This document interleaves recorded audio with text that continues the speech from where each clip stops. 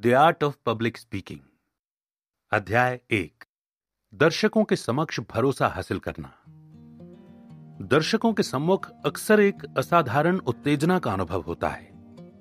दर्शकों की उत्सुकता से भरी आंखें इस उत्तेजना को जन्म देती हैं। दर्शकों की आंखों से आंखें मिलाने पर यह उत्तेजना और प्रखर हो जाती है। अधिकतर वक्ता इस अनजाने लेकिन वास्तविक माहौल में फैली महसूस की जाने वाली क्षणिक एवं बयान न की जा सकने वाली सिहरन से उत्तेजित होते रहते हैं। लेकिन अधिकतर लेखक यह भी मानते हैं कि वक्ता की आंखें दर्शकों को आकर्षित करने का भी काम करती हैं। एक ऐसा प्रभाव है जो मौजूदा चर्चा में शामिल चित्रण के विपरीत है। वक्ता पर दर्शकों की गड़ी आंखों का प्रभाव केवल शुरुआती दौर में पड़ता है। जैसे ही वाक्पटुता का सौंदर्य प्रकाशित होता है, दर्शकों की आंखों में छुपा भय छटने लगता है। तात्कालिक भाषण। सार्वजनिक तौर पर बोलने का प्रशिक्षण ले रहे छात्र अक्सर पूछते हैं कि दर्शकों के समक्ष व्याकुलता और भय की भावना पर कैसे काबू पाया जाए। रेलगाड़ी में सफर करते समय क्या आपने कभी पास के मैदानों में घास चर रहे उन घोड़ों की तरफ ध्यान दिया है जो रेलगाड़ी की घड़घड़ाहट के बावजूद एक बार भी सिर उठाकर तक नहीं देखते, जबकि थोड़ी दूरी पर स्थित स्टेशन के पास से जब रेलगाड़ी गुजरती है तो किसान की पत्नी डरे हुए घोड़ों को संभालने में जुटी हुई नजर आती है। गाड़ियों की आवाज से डरने वाले घोड़े का भय दूर करने का क्या उपाय है? क्या उसे ऐसे दूर दराज के इलाके में चराया जाए जहां मोटर गाड़ियां न आती हों, या उसे ऐसी जगहों पर अक्सर ले जाना चाहिए जहां पर आमतौर पर मशीनों की घड़घड़ाहट सुनने को मिलती हो? इस उदाहरण के जरिए अपने भीतर छुपी हुई व्याकुलता और भय को दूर कीजिए। दर्शकों का बार बार सामना करने से हिचकिचाहट दूर हो जाती है। किसी लेख को पढ़कर मंच के भय से मुक्त होना संभव नहीं है। पुस्तक के जरिए पानी में बर्ताव करने के उत्तम सुझाव तो मिल सकते हैं, लेकिन तैराकी सीखने के लिए पानी में छलांग लगानी ही पड़ती है। हालांकि आजकल कई ऐसी तैराकी की पोशाकें मौजूद हैं जिन्हें पहनकर समुद्र के किनारे भी गीला हुए बिना मौज मस्ती की जा सकती है, लेकिन इन पोशाकों को पहनकर तैरना नहीं सीखा जा सकता। तैराकी सीखने के लिए पानी में कूदना ही एकमात्र रास्ता होता है। भाषण से पहले अभ्यास, अभ्यास और केवल अभ्यास के जरिए ही दर्शकों के समक्ष पैदा होने वाले भय से मुक्त हुआ जा सकता है। जैसे तैराकी में विश्वास जमाने के लिए अभ्यास अति महत्वपूर्ण है, उसी प्रकार बोलने के जरिए ही बोलने का पाठ सीखा जाता है। यदि शुरुआती दौर में मंच से भय लगता है तो इससे निराश नहीं होना चाहिए। निपुण से निपुण वक्ता भी कुछ अनजाने कारणों की वजह से आज तक मंच के भय से नहीं उबर पाए हैं। विषय में पूर्णतया तल्लीन हो जाओ। घोड़े के खुरों में नाल ठोकते वक्त कई बार लोहार घोड़े के नथनों में कसी नकेल को कस देते हैं। इस तरह घोड़े का ध्यान नाल ठोकने की प्रक्रिया से हट जाता है। गिलास में मौजूद हवा निकालने के लिए उसमें पानी भरना पड़ता है। भाषण देते वक्त लोहार के घरेलू नुस्खों का पालन करना चाहिए। यदि आप भाषण से संबंधित विषय को गहराई से समझते हैं तो अतिरिक्त सोचने का रास्ता खुद ब खुद खुल जाता है। एकाग्रता भटकाव से मुक्ति पाने का एक सरल उपाय है। मंच पर पहुंचने के बाद अपने कोट में मौजूद छेद के बारे में सोचना व्यर्थ है। मंच पर केवल अपने भाषण पर ध्यान एकाग्र करना चाहिए। दिमाग में केवल भाषण से संबंधित सामग्री का विचार होना चाहिए।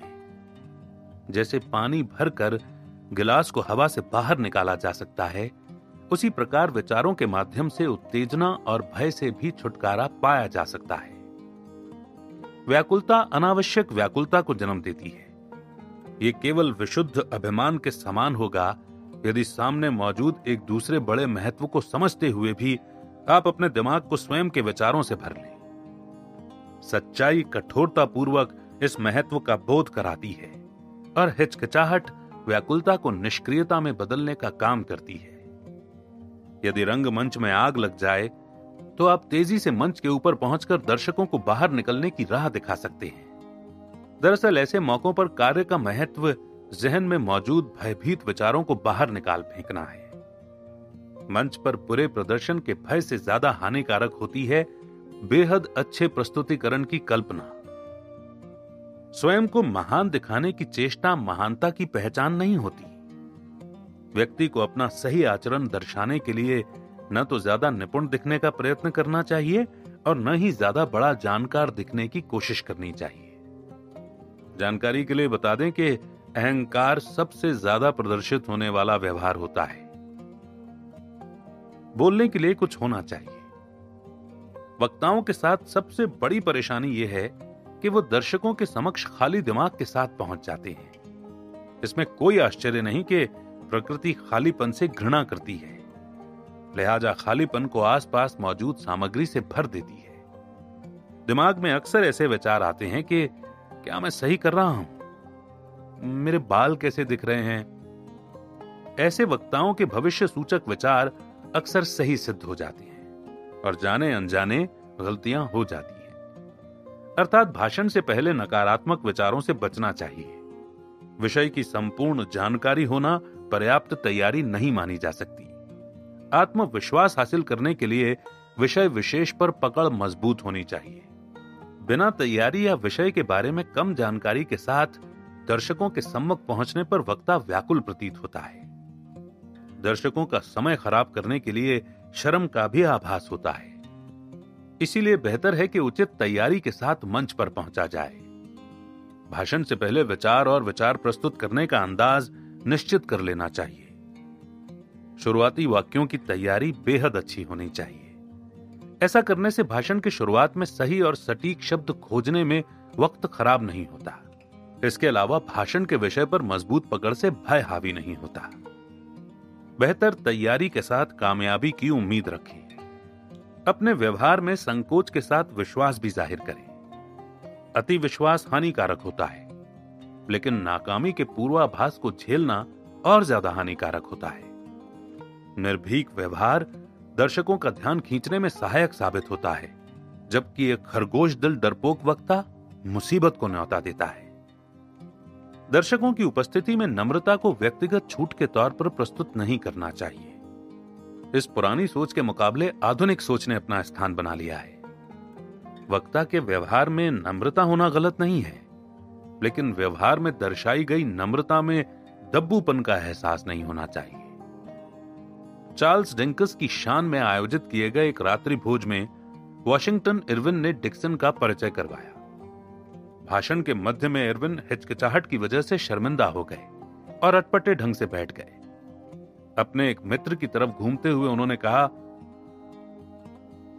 मैंने तुमसे कहा था मुझे नाकामी मिलेगी और मैं नाकाम रहा। यदि आप सोचते हैं कि आप नाकाम रहेंगे तो आपके लिए आशा की कोई जगह नहीं है।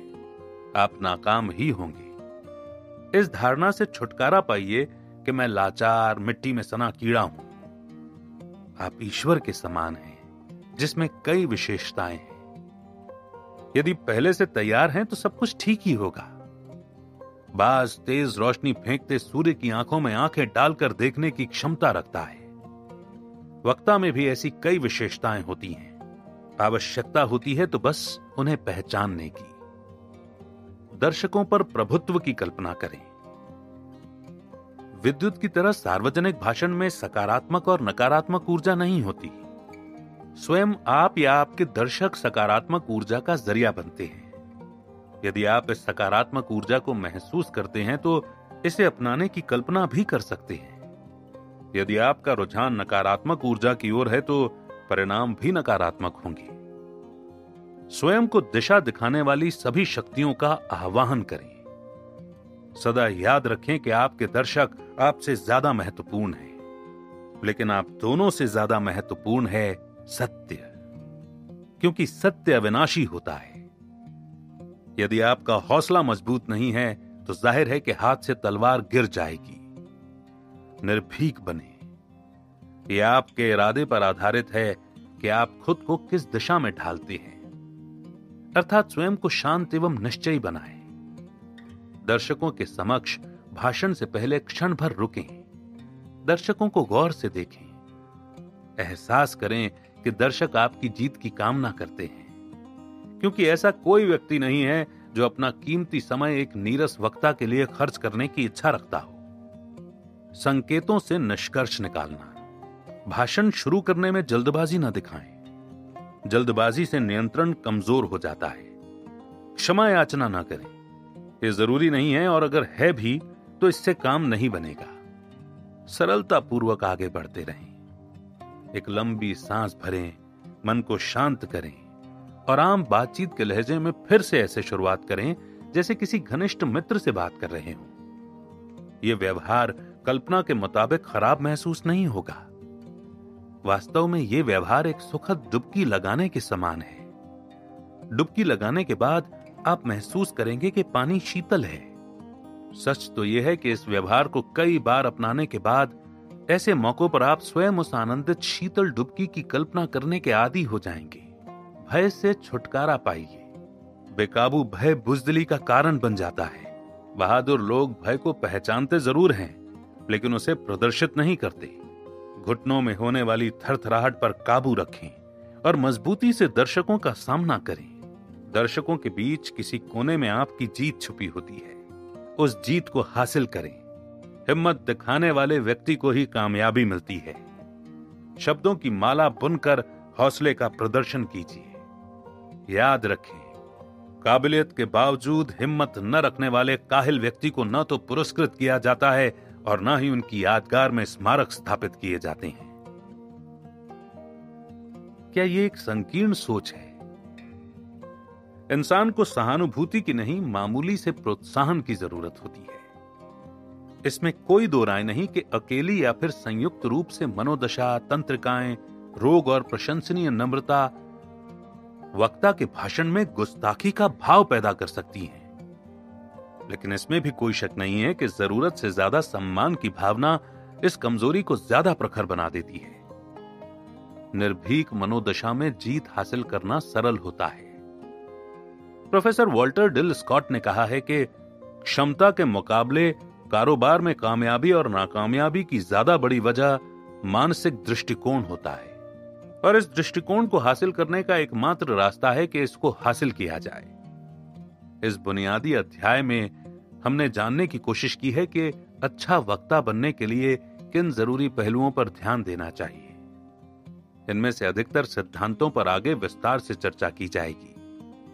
माननीय ग्लैडस्टोन के मुताबिक चर्चा के योग्य सभी अध्याय किसी सार्वजनिक प्रेस से ज्यादा कारगर सिद्ध होंगे और न्याय संगत आत्मविश्वास से संबंधित चर्चा का जिक्र बार बार किया जाएगा।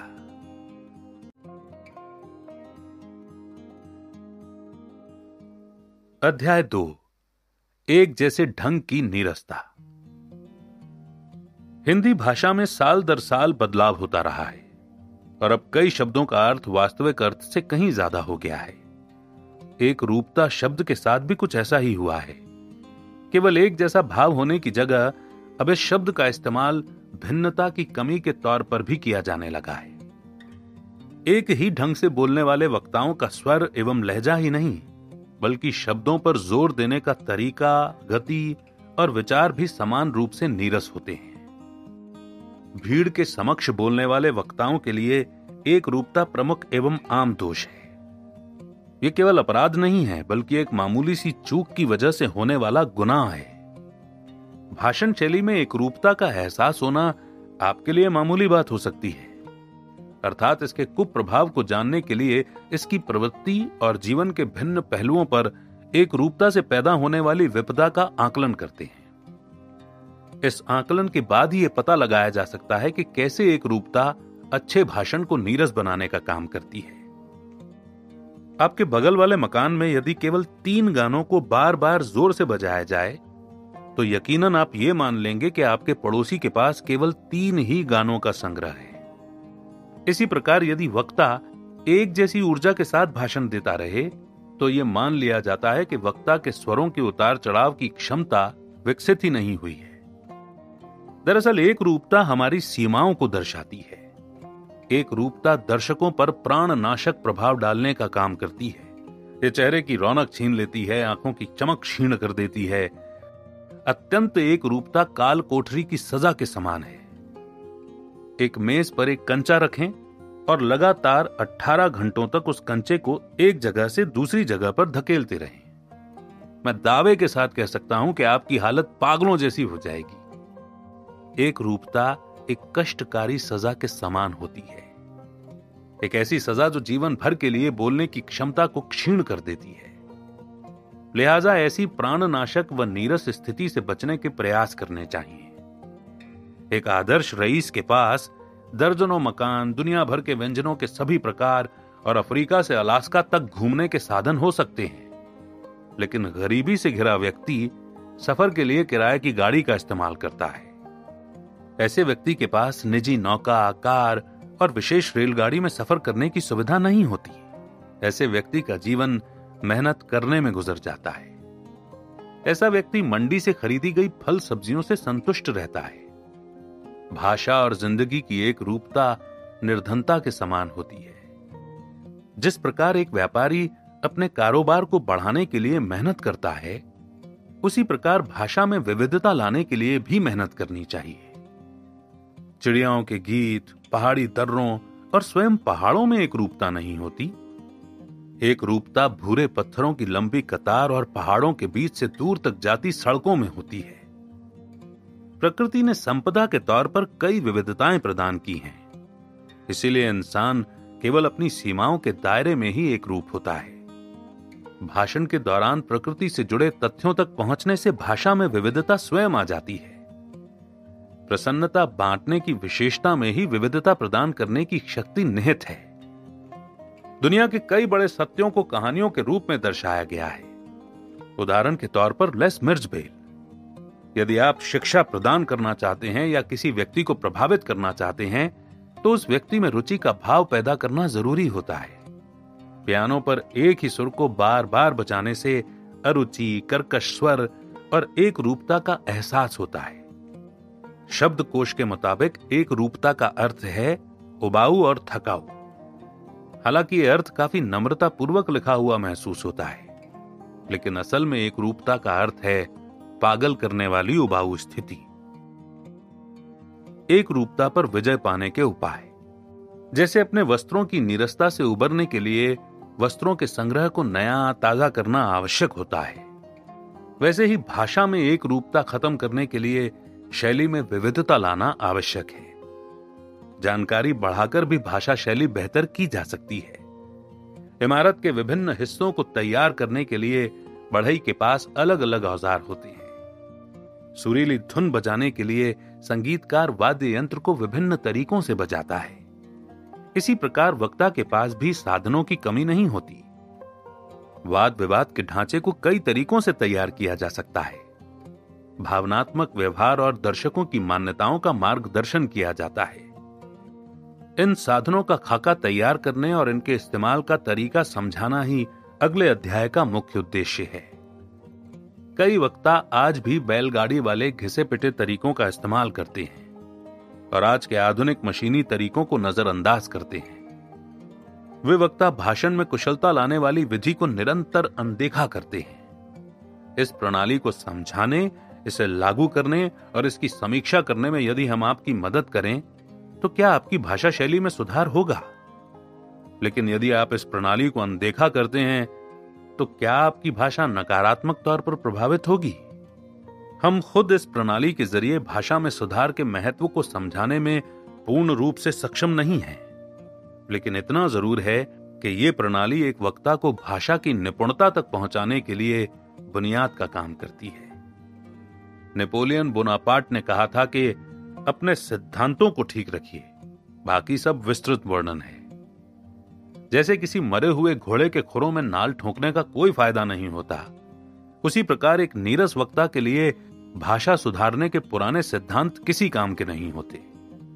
इस उदाहरण से यह पता लगता है कि कुछ फीके सिद्धांतों को अपनाकर भाषा पर पकड़ नहीं बनाई जा सकती। सार्वजनिक तौर पर बोलने की कला में निपुण होने के लिए सत्य, जोर, भावना और जीवन से जुड़े अहम सिद्धांतों को अपनाना जरूरी होता है। बाकी सभी नियमों को नजरअंदाज किया जा सकता है, लेकिन इस सिद्धांत को बनाए रखना बेहद जरूरी है। अगले कुछ अध्यायों के गहन अध्ययन के बाद भाषा शैली से एक रूपता का प्रभाव पूर्ण रूप से खत्म हो जाएगा।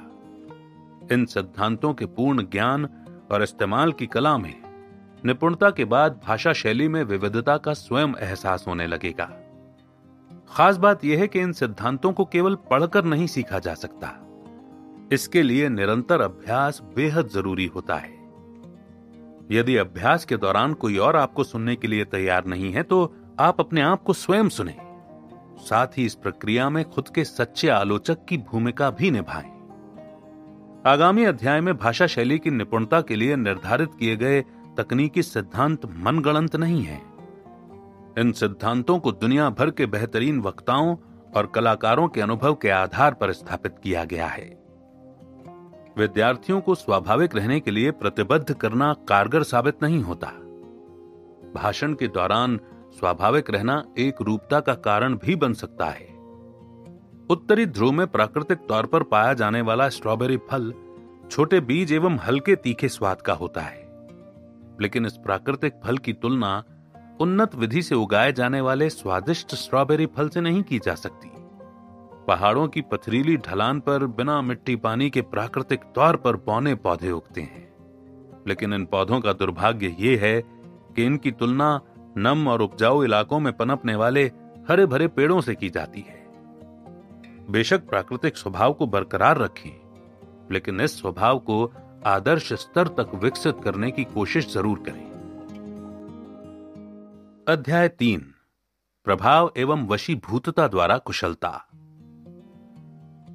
जिस बंदूक की मारक क्षमता में ज्यादा फैलाव होता है, उससे चिड़ियों का शिकार नहीं होता। यही सिद्धांत भाषा पर भी लागू होता है। जो वक्ता बेतरतीब तरीके से वाक्यों का इस्तेमाल करता है, उसे अपेक्षित परिणाम नहीं मिलते। वाक्य का प्रत्येक शब्द महत्वपूर्ण नहीं होता, लिहाजा ध्यान रखें कि केवल अहम शब्दों पर ही जोर डालने की कला का इस्तेमाल करें। यदि आप मर्यादा पुरुषोत्तम राम या पावन नगरी वृंदावन जैसे शब्दों का उच्चारण करें तो जरूरी नहीं है कि सभी अक्षरों पर बराबर जोर दें। इनमें से केवल कुछ ही अक्षरों को विशेष महत्व दिया जाएगा, बाकी अक्षरों का उच्चारण सामान्य तौर पर होगा। क्यों न इस सिद्धांत का उपयोग पूरा वाक्य बोलने में भी किया जाए। काफी हद तक सामान्य भाषा में हम इस सिद्धांत का उपयोग करते हैं, लेकिन क्या सार्वजनिक भाषण में इस सिद्धांत का इस्तेमाल किया जाता है? दरअसल इसी प्रतिभा की कमी की वजह से भाषण में एक रूपता का दंश प्रकट होता है। जहां तक शब्द विशेष पर जोर देने का संबंध है, आप एक सामान्य वाक्य को एक बड़े शब्द के रूप में देखें तो समस्या का हल निकल आएगा। इस पर ध्यान दें। भाग्य संयोग से नहीं मिलता, इसे चुना जाता है। आप मुकद्दर का सिकंदर बोलते समय हर अक्षर पर बराबर जोर डाल सकते हैं। इसे ऊंचे स्वर में बोलिए और महसूस कीजिए। निस्संदेह आप भाग्य शब्द पर विशेष जोर डालेंगे, क्योंकि इस वाक्य में भाग्य मुख्य घोषणा है। नहीं शब्द पर भी समान बल दिया जाएगा। जाहिर है कि नहीं शब्द को विशेष महत्व नहीं दिया तो दर्शक समझेंगे कि भाग्य संयोग से ही मिलता है। इसी के साथ संयोग शब्द पर भी जोर डालने की आवश्यकता है, क्योंकि इस वाक्य में संयोग शब्द का भी समान महत्व है। संयोग शब्द को महत्व देने का एक और कारण यह भी है कि अगले वाक्य में संयोग की तुलना चुनाव से की गई है। साफ तौर पर लेखक ने इन दोनों शब्दों की तुलना दोनों शब्दों पर विशेष बल डालने के ध्येय से यानी कि उद्देश्य से की है। अर्थात वाक्य में तुलनात्मक शब्दों पर बराबर जोर दिया जाना चाहिए। एक वक्ता को स्वर के तालमेल के जरिए तुलनात्मक शब्दों पर समान बल देना चाहिए। यदि आप कहें कि मेरे घोड़े का रंग काला नहीं है, तो आपके जहन में सबसे पहला रंग कौन सा आएगा? स्वाभाविक रूप से सफेद, क्योंकि काले रंग का विपरीत सफेद होता है। यदि आप इस विचार को प्रकट करना चाहते हैं कि भाग्य को चुना जाता है, तो इसे ज्यादा प्रभावशाली ढंग से कहने के लिए पहले कहें कि भाग्य संयोग से नहीं मिलता। इसके बाद कहें कि इसे चुना जाता है। यदि हम कहते हैं कि मेरे घोड़े का रंग काला नहीं है, तो स्वाभाविक रूप से घोड़े से ज्यादा महत्व रंग का हो जाता है। यदि आप कहें कि मेरा घोड़ा सफेद है, तो सामान्य तौर पर जवाब मात्र हामी होगा। उपर्युक्त बयान के दूसरे वाक्य में केवल एक शब्द महत्वपूर्ण है, चुनाव। लेखक या वक्ता वाक्य में चुनाव शब्द को विशेष महत्व प्रदान करना चाहता है, क्योंकि इस शब्द की तुलना पहले वाक्य के संयोग शब्द से की गई है। इस सिद्धांत के मुताबिक इन वाक्यों को इस प्रकार पढ़ना चाहिए: भाग्य संयोग से नहीं मिलता, इसे चुना जाता है। अब इन वाक्यों को बार बार पढ़ें और महत्वपूर्ण शब्दों पर विशेष बल दें। लगभग सभी वाक्यों में कुछ शब्द ऐसे होते हैं जो महत्वपूर्ण विचार को प्रकट करते हैं, अर्थात ऐसे शब्दों को विशेष महत्व देने की आवश्यकता होती है। अखबार पढ़ते वक्त हेडलाइंस पर सरसरी नजर डालकर मुख्य समाचारों का अंदाजा लगा लिया जाता है। अखबार के संपादक को धन्यवाद देना चाहिए, क्योंकि अखबार में हांगकांग में हुई लूट को इतना महत्व नहीं दिया जाता जितना आपके अपने शहर में 5 मछुआरों की मौत की खबर को दिया जाता है। खबर के विस्तार द्वारा संपादक अलग अलग खबरों के महत्व को दर्शाने की चेष्टा करता है। चौंकाने वाली खबरों की ओर पाठकों का ध्यान आकर्षित करने के लिए शीर्षक को कभी कभी लाल रंग में लिखा जाता है। इस प्रकार यदि वक्ता अपने भाषण के जरिए दर्शकों का ध्यान आकर्षित करने में कामयाब होता है तो इसे वरदान से कम नहीं माना जा सकता। एक सामान्य वक्ता उक्त पंक्तियां बोलते वक्त स्वाभाविक तौर पर भाग्य, संयोग, नहीं और चुनाव पर विशेष बल देगा। एक बार द न्यूयॉर्क सन के संपादक चार्ल्स डाना ने अपने एक संवाददाता से कहा कि सड़क पर जाते समय जब वो किसी कुत्ते को आदमी को काटते हुए देखे तो उस ओर ध्यान न दे। हमारा अखबार ऐसी बेमतलब की खबर के लिए न तो पाठकों का ध्यान खींचना चाहता है और न ही अपना कीमती समय नष्ट करना चाहता है। एक चुप्पी के बाद माननीय डाना ने लेकिन शब्द का इस्तेमाल करते हुए कहा, यदि तुम किसी व्यक्ति को कुत्ते को काटते देखो तो फटाफट दफ्तर लौट आना और लेख को छपने के लिए दे देना। निसंदेह ये एक बड़ी अनोखी खबर होगी। यदि वक्ता बोलते समय भाग्य संयोग से नहीं मिलता, वाक्य के सभी शब्दों पर समान बल देता है, तो यह कुत्ते ने आदमी को काटा जैसी खबर के समान नीरस होगा। लेकिन यदि वक्ता सही शब्द पर बल डालता है तो वाक्य की खूबसूरती बढ़ जाती है। एक आदर्श वक्ता बोले जाने वाले वाक्य के अहम शब्द को पर्वत शिखर के तौर पर पेश करता है। एक आदर्श वक्ता के भाषण में महत्वहीन शब्द नदी की सतह की तरह जलमग्न रहते हैं। वक्ता के महान विचार शाहबलूत के ऊंचे वृक्षों के समान होते हैं और कम महत्व वाले विचार मैदानी घास के समान। इन महत्वपूर्ण सिद्धांतों के आधार पर निष्कर्ष निकाला जा सकता है कि वाक्यों में तुलनात्मक शब्दों पर विशेष बल देना चाहिए। इस संपादकीय पर ध्यान दीजिए। जानकारी के लिए बता दें कि यह लेख हूबहू प्रकाशित किया गया था। हम नहीं जानते कि संदेश मिलने के वक्त राष्ट्रपति ने क्या सोचा और एक चूहे को देखकर हाथी क्या सोचता है, लेकिन हम जानते हैं कि राष्ट्रपति ने क्या सोचा होगा। उक्त वाक्य में सोचा शब्द पाठकों का ध्यान आकर्षित करता है, क्योंकि जब इस लेख को प्रकाशित किया गया था तो इसे गाढ़ी स्याही से लिखा गया है। इसके विपरीत यदि बाकी शब्दों को सोचा के मुकाबले 10 गुना गाढ़ा कर दिया जाए तो भी सोचा शब्द इतना ही आकर्षित करेगा, क्योंकि इस शैली में भी यह शब्द भिन्न रूप से प्रस्तुत किया जाएगा। रॉबर्ट चैम्बर्स के उपन्यास द बिजनेस ऑफ लाइफ से प्रस्तुत यह उदाहरण भी महत्वपूर्ण है। इस उपन्यास में आप, चुका और होता इन शब्दों को हल्का टेढ़ा लिखकर भिन्न रूप से प्रदर्शित किया गया है। जाहिर है लेखक अपने उपन्यास में इन शब्दों की ओर विशेष ध्यान आकर्षित करना चाहता है। उसने उस लड़की की ओर विस्मय से लिप्त क्रोध से देखा। आप इसे कायरता नहीं तो और क्या कहेंगे? आप चुपके से आए और निस्सहाय लड़की से जबरदस्ती शादी कर लें। क्या आप मुझसे यह उम्मीद रख चुके थे कि मैं आपकी सलाह पर जैकलीन के दिमाग में जहर घोलता और खुद को बर्बाद कर लेता? यदि मैं ऐसा करता तो निश्चित तौर पर यह एक कायरतापूर्ण कार्य होता। कुछ विशेष शब्दों पर बल डालने के लिए और इन शब्दों को अलग दर्शाने के लिए लेखक ने इन शब्दों को भिन्नता प्रदान की है। यदि आप जोर से बोलने के आदी हैं तो महत्वपूर्ण शब्दों पर बल देने के लिए उनका उच्चारण सहजता के साथ करें। इस प्रकार आप इन शब्दों पर दर्शकों का ध्यान आकर्षित करने में कामयाब सिद्ध होंगे। यदि आप तेजी से बोलने के आदी हैं तो महत्वपूर्ण शब्दों के उच्चारण की रफ्तार धीमी करें।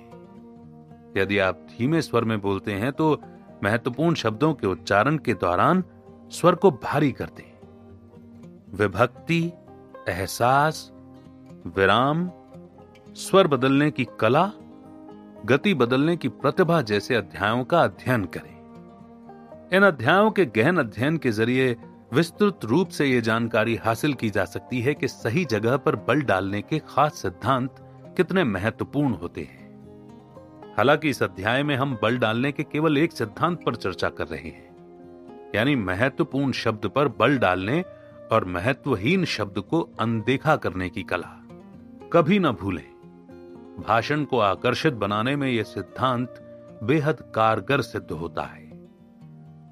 ऊंची आवाज में बोलने की आदत और शब्दों पर बल देने की कला को एक समान मानने की गलती नहीं करनी चाहिए। चिल्लाना ईमानदारी, समझदारी और एहसास का सूचक नहीं है। शब्दों पर बल देने की जिस कला पर हम चर्चा कर रहे हैं, उसका संबंध वास्तविक शारीरिक शक्ति से नहीं है। हालांकि यह सही है कि शब्दों पर बल देने के लिए उच्चारण या तो ऊंचे या फिर धीमे स्वर में करना चाहिए, लेकिन जिस वास्तविक कुशलता की आकांक्षा की जा रही है, उसका संबंध ईमानदारी और प्रबलता से है। यह एक आंतरिक शक्ति है जिसे दर्शकों के सम्मुख प्रस्तुत किया जाता है। एक वक्ता ने कहा, इस देश के दुर्भाग्य का कारण शिक्षा की कमी नहीं, राजनीति है। वक्ता ने दुर्भाग्य, कमी, शिक्षा और राजनीति शब्दों पर विशेष बल दिया। बाकी शब्दों का उच्चारण सामान्य तौर पर किया गया। राजनीति शब्द के साथ एक विशेष एहसास को जोड़ा गया और इस शब्द के उच्चारण के वक्त क्रोध की मुद्रा में हाथ पर हाथ मारा गया। इस शब्द पर वक्ता का जोर देने का तरीका एकदम उचित एवं जबरदस्त था। इस पंक्ति के बाकी शब्दों की ओर लापरवाही और राजनीति पर विशेष रवैये से बल देकर वक्ता ने आसानी से दर्शकों का ध्यान इस शब्द की ओर खींच लिया। आप उस गाइड के बारे में कैसा सोचेंगे जो आपको न्यूयॉर्क घुमाने के नाम पर सड़क के किनारे स्थित चीनी धोबी घाट और जूते चमकाने वाली दुकानों का दर्शन करवाने लगे? दर्शकों का ध्यान भाषण की ओर आकर्षित करने की केवल एक ही विधि है, या तो उजागर करने के लिए कोई सच्चाई हो या मनोरंजन का मसाला हो। यदि वक्ता का भाषण निरर्थक एवं उबाऊ है तो दर्शकों में महत्वपूर्ण सीख के व्याख्यान को न तो सुनने का जोश बचेगा और न ही जिंदा दिली। कभी कभी ज्यादा बल दर्शाने के लिए शब्द के हर एक अक्षर पर समान जोर देना गलत नहीं होता, जैसे कि इस वाक्य में पूर्ण रूप से पर बल दिया गया है। मैं आपकी प्रार्थना पूर्ण रूप से खारिज करता हूं।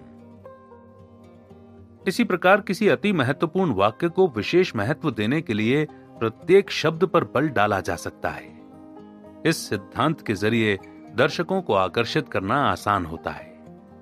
इस मौके पर पैट्रिक हेनरी की प्रसिद्ध कहानी के अंतिम भाग को उदाहरण के तौर पर पेश करना कारगर सिद्ध होगा। वाक्य में मौजूद किसी एक शब्द पर जोर देने का उसका सही और गलत प्रभाव महसूस किया जा सकता है। ध्यान देने योग्य है कि निम्नलिखित वाक्य में कैसे विभिन्न शब्दों पर जोर देने से वाक्य का भाव पूर्ण रूप से बदल जाता है। इस वसंत में मेरा मकान खरीदने का इरादा था, लेकिन मकान नहीं खरीदा जा सका। इस वसंत में मेरा मकान खरीदने का इरादा था, लेकिन कोई रुकावट आ गई। इस वसंत मेरा मकान खरीदने का इरादा था, इधर से उधर किराए पर रहने की जगह। इस वसंत मेरा मकान खरीदने का इरादा था, कोई मोटर कार वगैरह नहीं, केवल मकान। इस वसंत मेरा मकान खरीदने का इरादा था, यानी अगले वसंत तक टालने की इच्छा नहीं थी। इस वसंत मेरा मकान खरीदने का इरादा था, वसंत में, ठंड के मौसम में नहीं। जब समाचार पत्रों में महान युद्ध के बारे में लिखा जाना शुरू किया गया तो एक ही तथ्य पर बार बार जोर नहीं दिया गया। हर नए लेख में नई सूचना या नया दृष्टिकोण प्रकाशित करने की कोशिश की गई। सुबह के संस्करण में जिस खबर को ज्यादा महत्व दिया गया, दोपहर के संस्करण में वही खबर कम महत्व की खबर के तौर पर पेश की गई। भाषण के दौरान कहां ज्यादा जोर देना है, यह सिद्धांत सटीक रूप से इस महत्व को प्रदर्शित करता है। एक ही विचार पर बार बार जोर नहीं देना चाहिए, लेकिन यदि आप किसी महत्वपूर्ण घटना पर दर्शकों का ध्यान आकर्षित करना चाहते हैं तो ऐसा किया जा सकता है। ध्यान रखना चाहिए कि भाषण के दौरान जोर देने के नियम किसी खूंटे से नहीं बंधे होते। भाषण में किस शब्द, वाक्य और भाव पर ज्यादा जोर दिया जाए, यह वक्ता की शैली पर आधारित होता है। एक वक्ता भाषण के जरिए जो व्याख्यान करता है, जरूरी नहीं है कि अन्य वक्ता उसी भाषण के जरिए समान भाव पैदा करे। इस बात का भी आकलन नहीं किया जा सकता कि कौन सा व्याख्यान सही है और कौन सा गलत। ये सिद्धांत वक्ता के जहन की उपज होते हैं। अध्याय 4, स्वर बदलने की कुशलता। जैसा कि सब जानते हैं कि कंठ की स्थिति बदलने से ऊंचे, नीचे या मध्यम स्वर की ध्वनि उत्पन्न होती है। भाषण के दौरान न केवल इसका उपयोग एक जैसे उच्चारण के लिए, बल्कि चिल्लाहट, एकाक्षर जैसे भाव, शब्द और एक ही स्वर में बोले जाने वाले वाक्यों के लिए भी किया जाता है। महत्वपूर्ण है कि इस अंतर को समझा जाए। एक दक्ष वक्ता न केवल लगातार उपयोग में आने वाले शब्दांश, बल्कि भाषण के अलग शब्द और शब्दों के समूह को विभिन्न स्वर से अलंकृत करता है। हम इस अध्याय में इसी विषय के विशेष चरणों पर ध्यान दे रहे हैं। विचार में बदलाव के साथ स्वर में भी बदलाव की आवश्यकता होती है। चाहे वक्ता इस सिद्धांत का होशो हवास में, अनजाने में या अवचेतना की स्थिति में प्रयोग करे, लेकिन ये वो शुद्ध आधार है जिसके माध्यम से स्वर में बदलाव पैदा होता है। इसके बावजूद आमतौर पर वक्ता इस नियम का उल्लंघन करते रहे हैं। एक अपराधी राष्ट्र के कानून की अवहेलना करते हुए भी दंड से बच सकता है, लेकिन भाषण के नियमों की अवहेलना करने वाले वक्ता को कम प्रभावशाली होने के नाते ये दंड भुगतना ही पड़ता है। ऐसे वक्ता के बेगुनाह दर्शकों को भाषण में एक रूपता के दंश को झेलना पड़ता है। एक रूपता यदि वक्ता के लिए पाप के समान है तो दर्शकों के लिए महामारी से कम नहीं है। स्वर में बदलाव करने की कला लगभग सभी नौसिखियों के लिए अड़चन का काम करती है, यहां तक कि बहुत से निपुण वक्ताओं के लिए भी। ये तब ज्यादा प्रखर हो जाती है जब भाषण को कंठस्थ याद किया जाए। यदि आप स्वर की एक रूपता के प्रभाव को समझना चाहते हैं तो पियानो के एक ही स्वर को बार बार बजाते रहें। निसंदेह आपको बोरियत का आभास होने लगेगा। स्वाभाविक रूप से बोलने की क्रिया में स्वर के निचले स्तर से लेकर ऊपरी स्तर तक के कई आयाम होते हैं। इन स्वरों का स्वाभाविक ज्ञान होने के बावजूद किसी को कोई हक नहीं है कि दर्शकों में एक रूप स्वर और शैली से उबाऊ भावना पैदा करने का मौका प्रदान करें।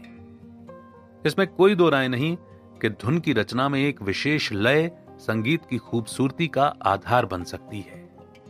धुन में एक आधारभूत लय के मुताबिक ही बाकी स्वरों का ताना बाना बुना जाता है। इस प्रकार धुन में सामंजस्य तैयार किया जाता है। यही वजह है कि धार्मिक संस्कार के उद्देश्य से बनाई गई धुन में पवित्रता का आभास होता है।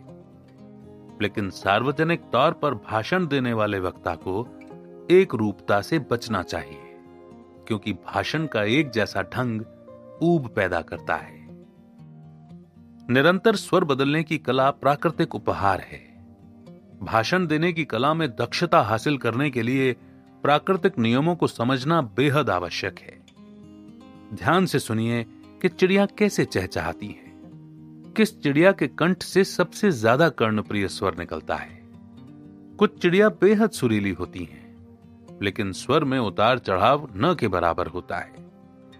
जबकि कैनरी, लार्क और बुलबुल जैसी चिड़ियाओं के स्वर में न केवल उतार चढ़ाव की असीम प्रतिभा होती है, बल्कि स्वरों की बंदिश बनाने का भी गुण होता है।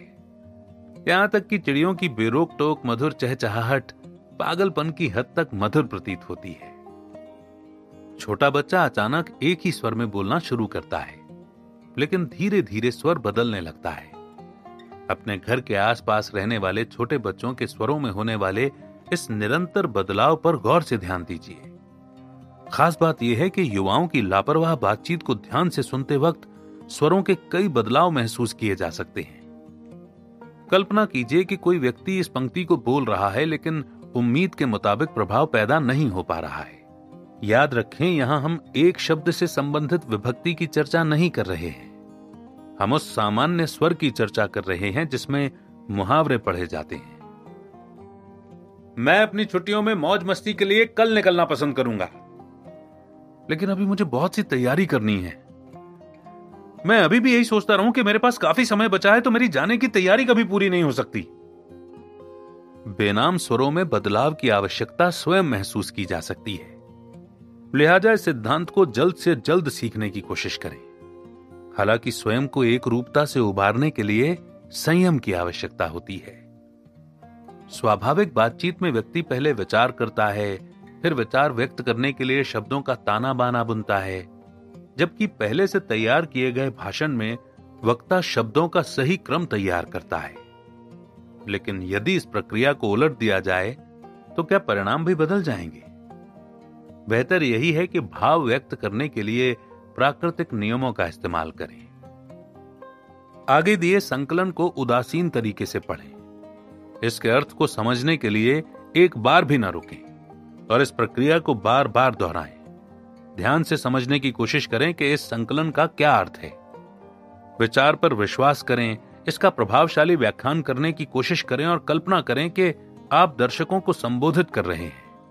यदि आपने निर्देशों का सही ढंग से पालन किया है तो बार बार पढ़ने के अभ्यास से स्वरों में बदलाव महसूस किया जा सकता है।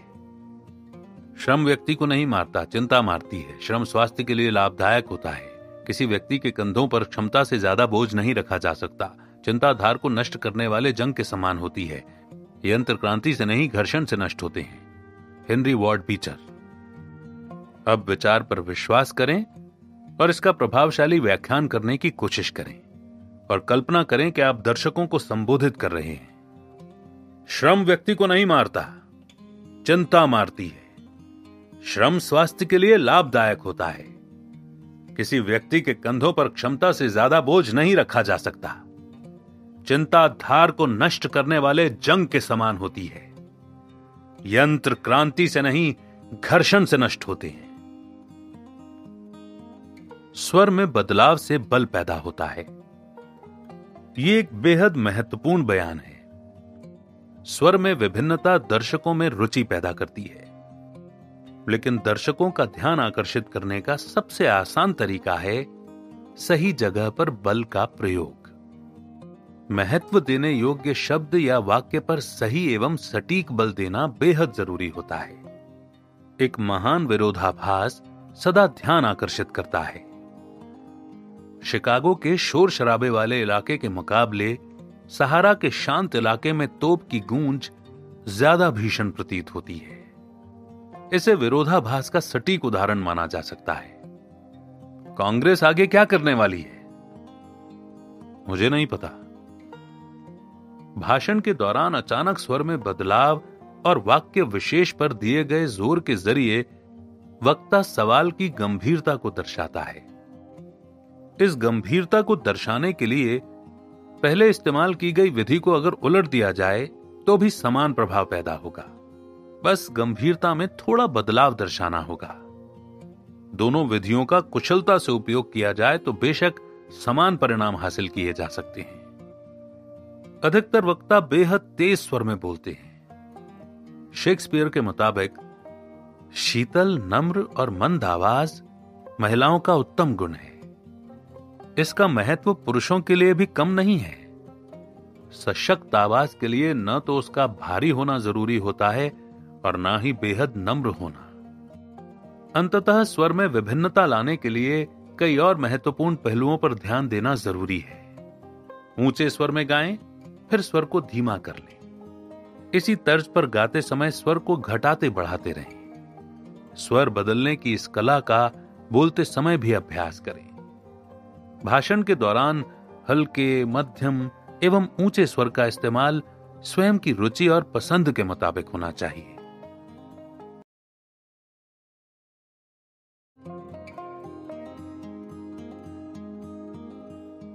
अध्याय 5, गति में बदलाव की कुशलता।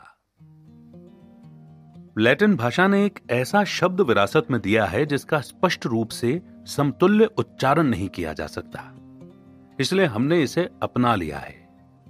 इसके स्वरूप को नहीं बदला गया। यह शब्द है टेम्पो, जिसका अर्थ होता है गति में बदलाव। इसे गति में बदलने में लगने वाले समय के आधार पर मापा जाता है। यही कारण है कि गीत और संगीत की कला में इसका योगदान बेहद सीमित है।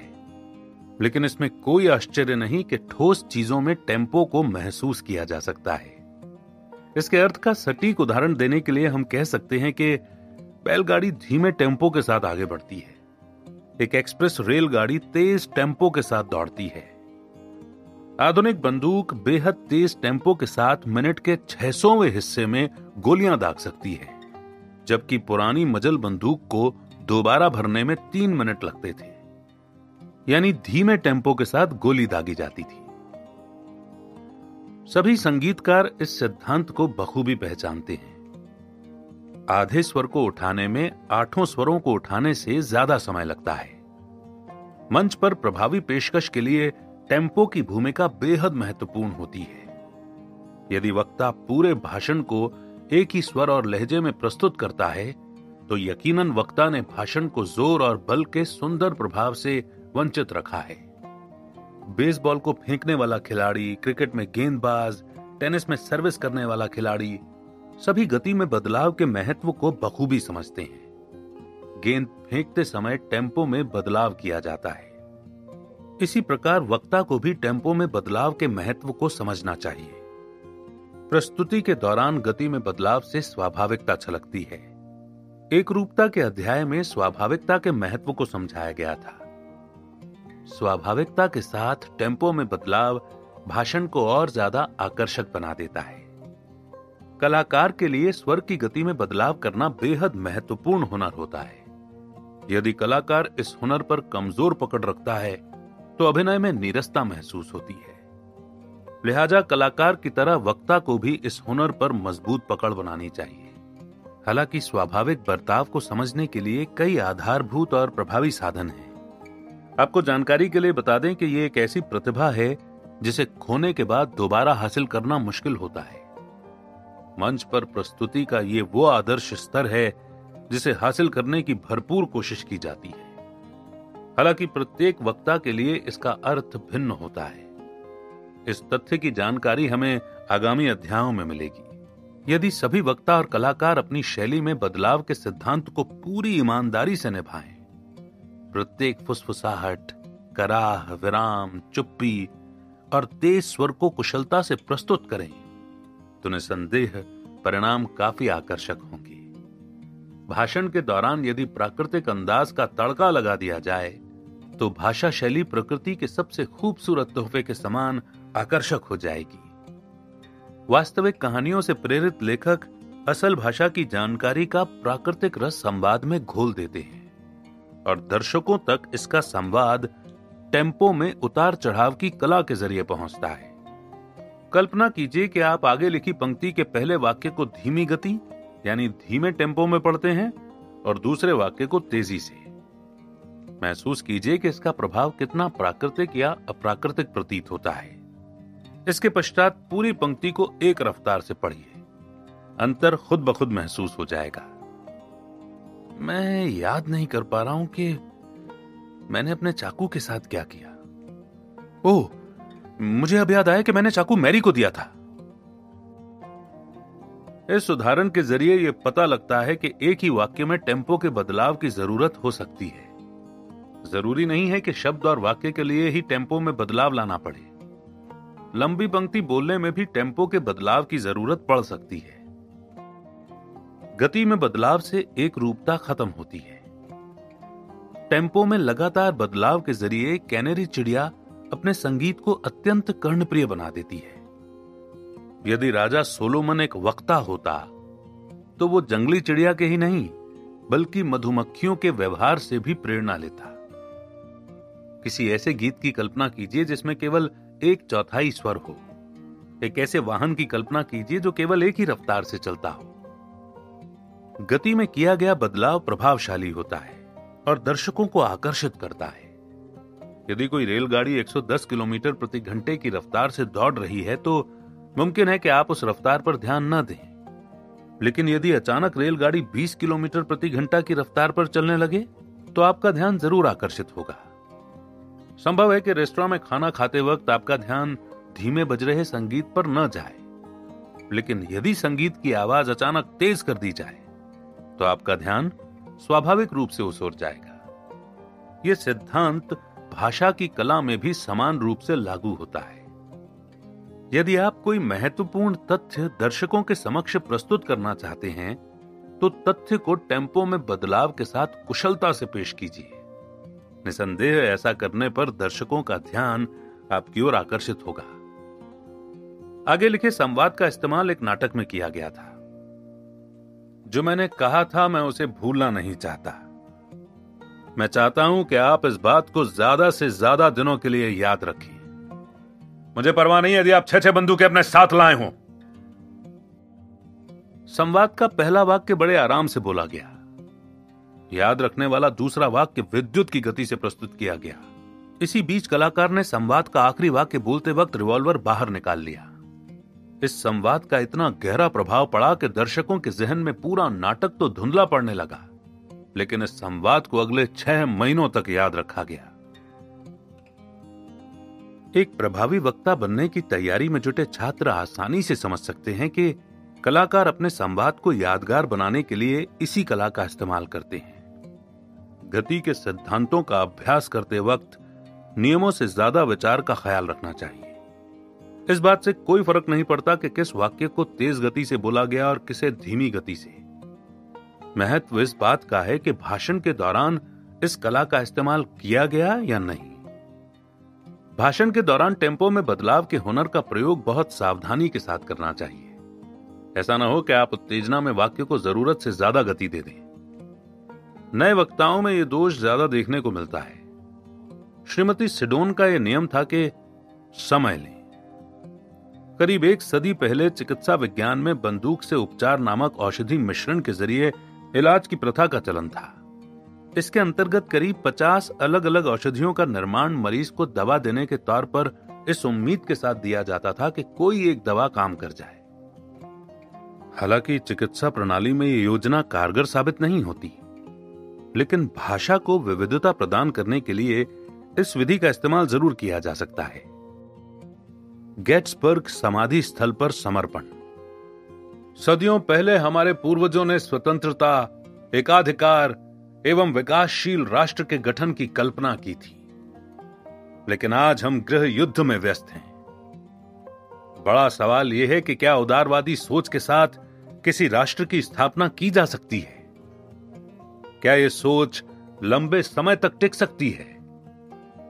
एक दूसरे से हमारा सामना युद्ध भूमि में हो रहा है। हम अपने पूर्वजों की सोच को जिंदा रखने के लिए युद्ध भूमि में उतर रहे हैं। यह बिल्कुल उचित है कि हम राष्ट्र के हितों की रक्षा के लिए प्रयत्न करें, लेकिन एक मायने में हम समर्पित नहीं हो सकते। हम संकल्प भी नहीं ले सकते। हम इस धरती को पवित्र नहीं कर सकते। इस धरती के लिए समर्पित जीवित या मृत बहादुर योद्धा जिसने इस सोच के लिए संघर्ष किया था, वो योद्धा हमारे अंदर मौजूद नहीं है। दुनिया हमारे बलिदानों को याद नहीं रखेगी, लेकिन हमारे पूर्वजों के बलिदान सदा याद रखे जाएंगे। पूर्वजों के अधूरे कार्यों को पूरा करना हमारी जिम्मेदारी है। हम इस मुहिम को सहजता के साथ आगे बढ़ाएंगे। अधूरा पड़ा महान कार्य पूरा करने के लिए पूर्ण रूप से समर्पित हो जाने की आवश्यकता है। पूर्वजों के बलिदान से प्रेरणा लेकर अधूरे कार्यों को पूरा करने के लिए समर्पण की ज्योति जलानी होगी। प्रण लेना होगा कि हमारे पूर्वजों का बलिदान व्यर्थ न जाए। प्रभु की कृपा से हमारे राष्ट्र में फिर से स्वतंत्रता का परचम लहराएगा। जनता के लिए और जनता द्वारा चुनी गई सरकार का फिर से गठन होगा। Abraham Lincoln.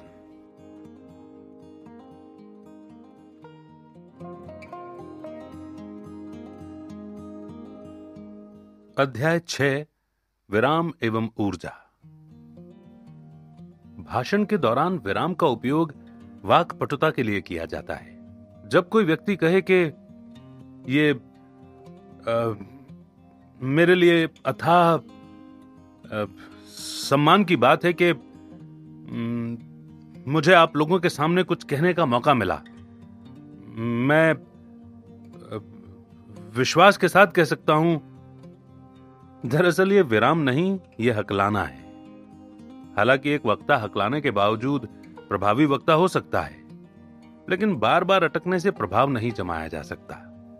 इसके अलावा एक प्रभावशाली वक्ता के लिए महत्वपूर्ण वाक्य या मुहावरे की शुरुआत में या अंत में विराम लेना आवश्यक होता है। कोई वक्ता इस सिद्धांत को नजरअंदाज करने की भूल नहीं करता। यह वो महत्वपूर्ण सिद्धांत है जिसका इस्तेमाल लगभग सभी महान वक्ता करते हैं। इस सिद्धांत को आत्मसात करने तक अभ्यास करना चाहिए।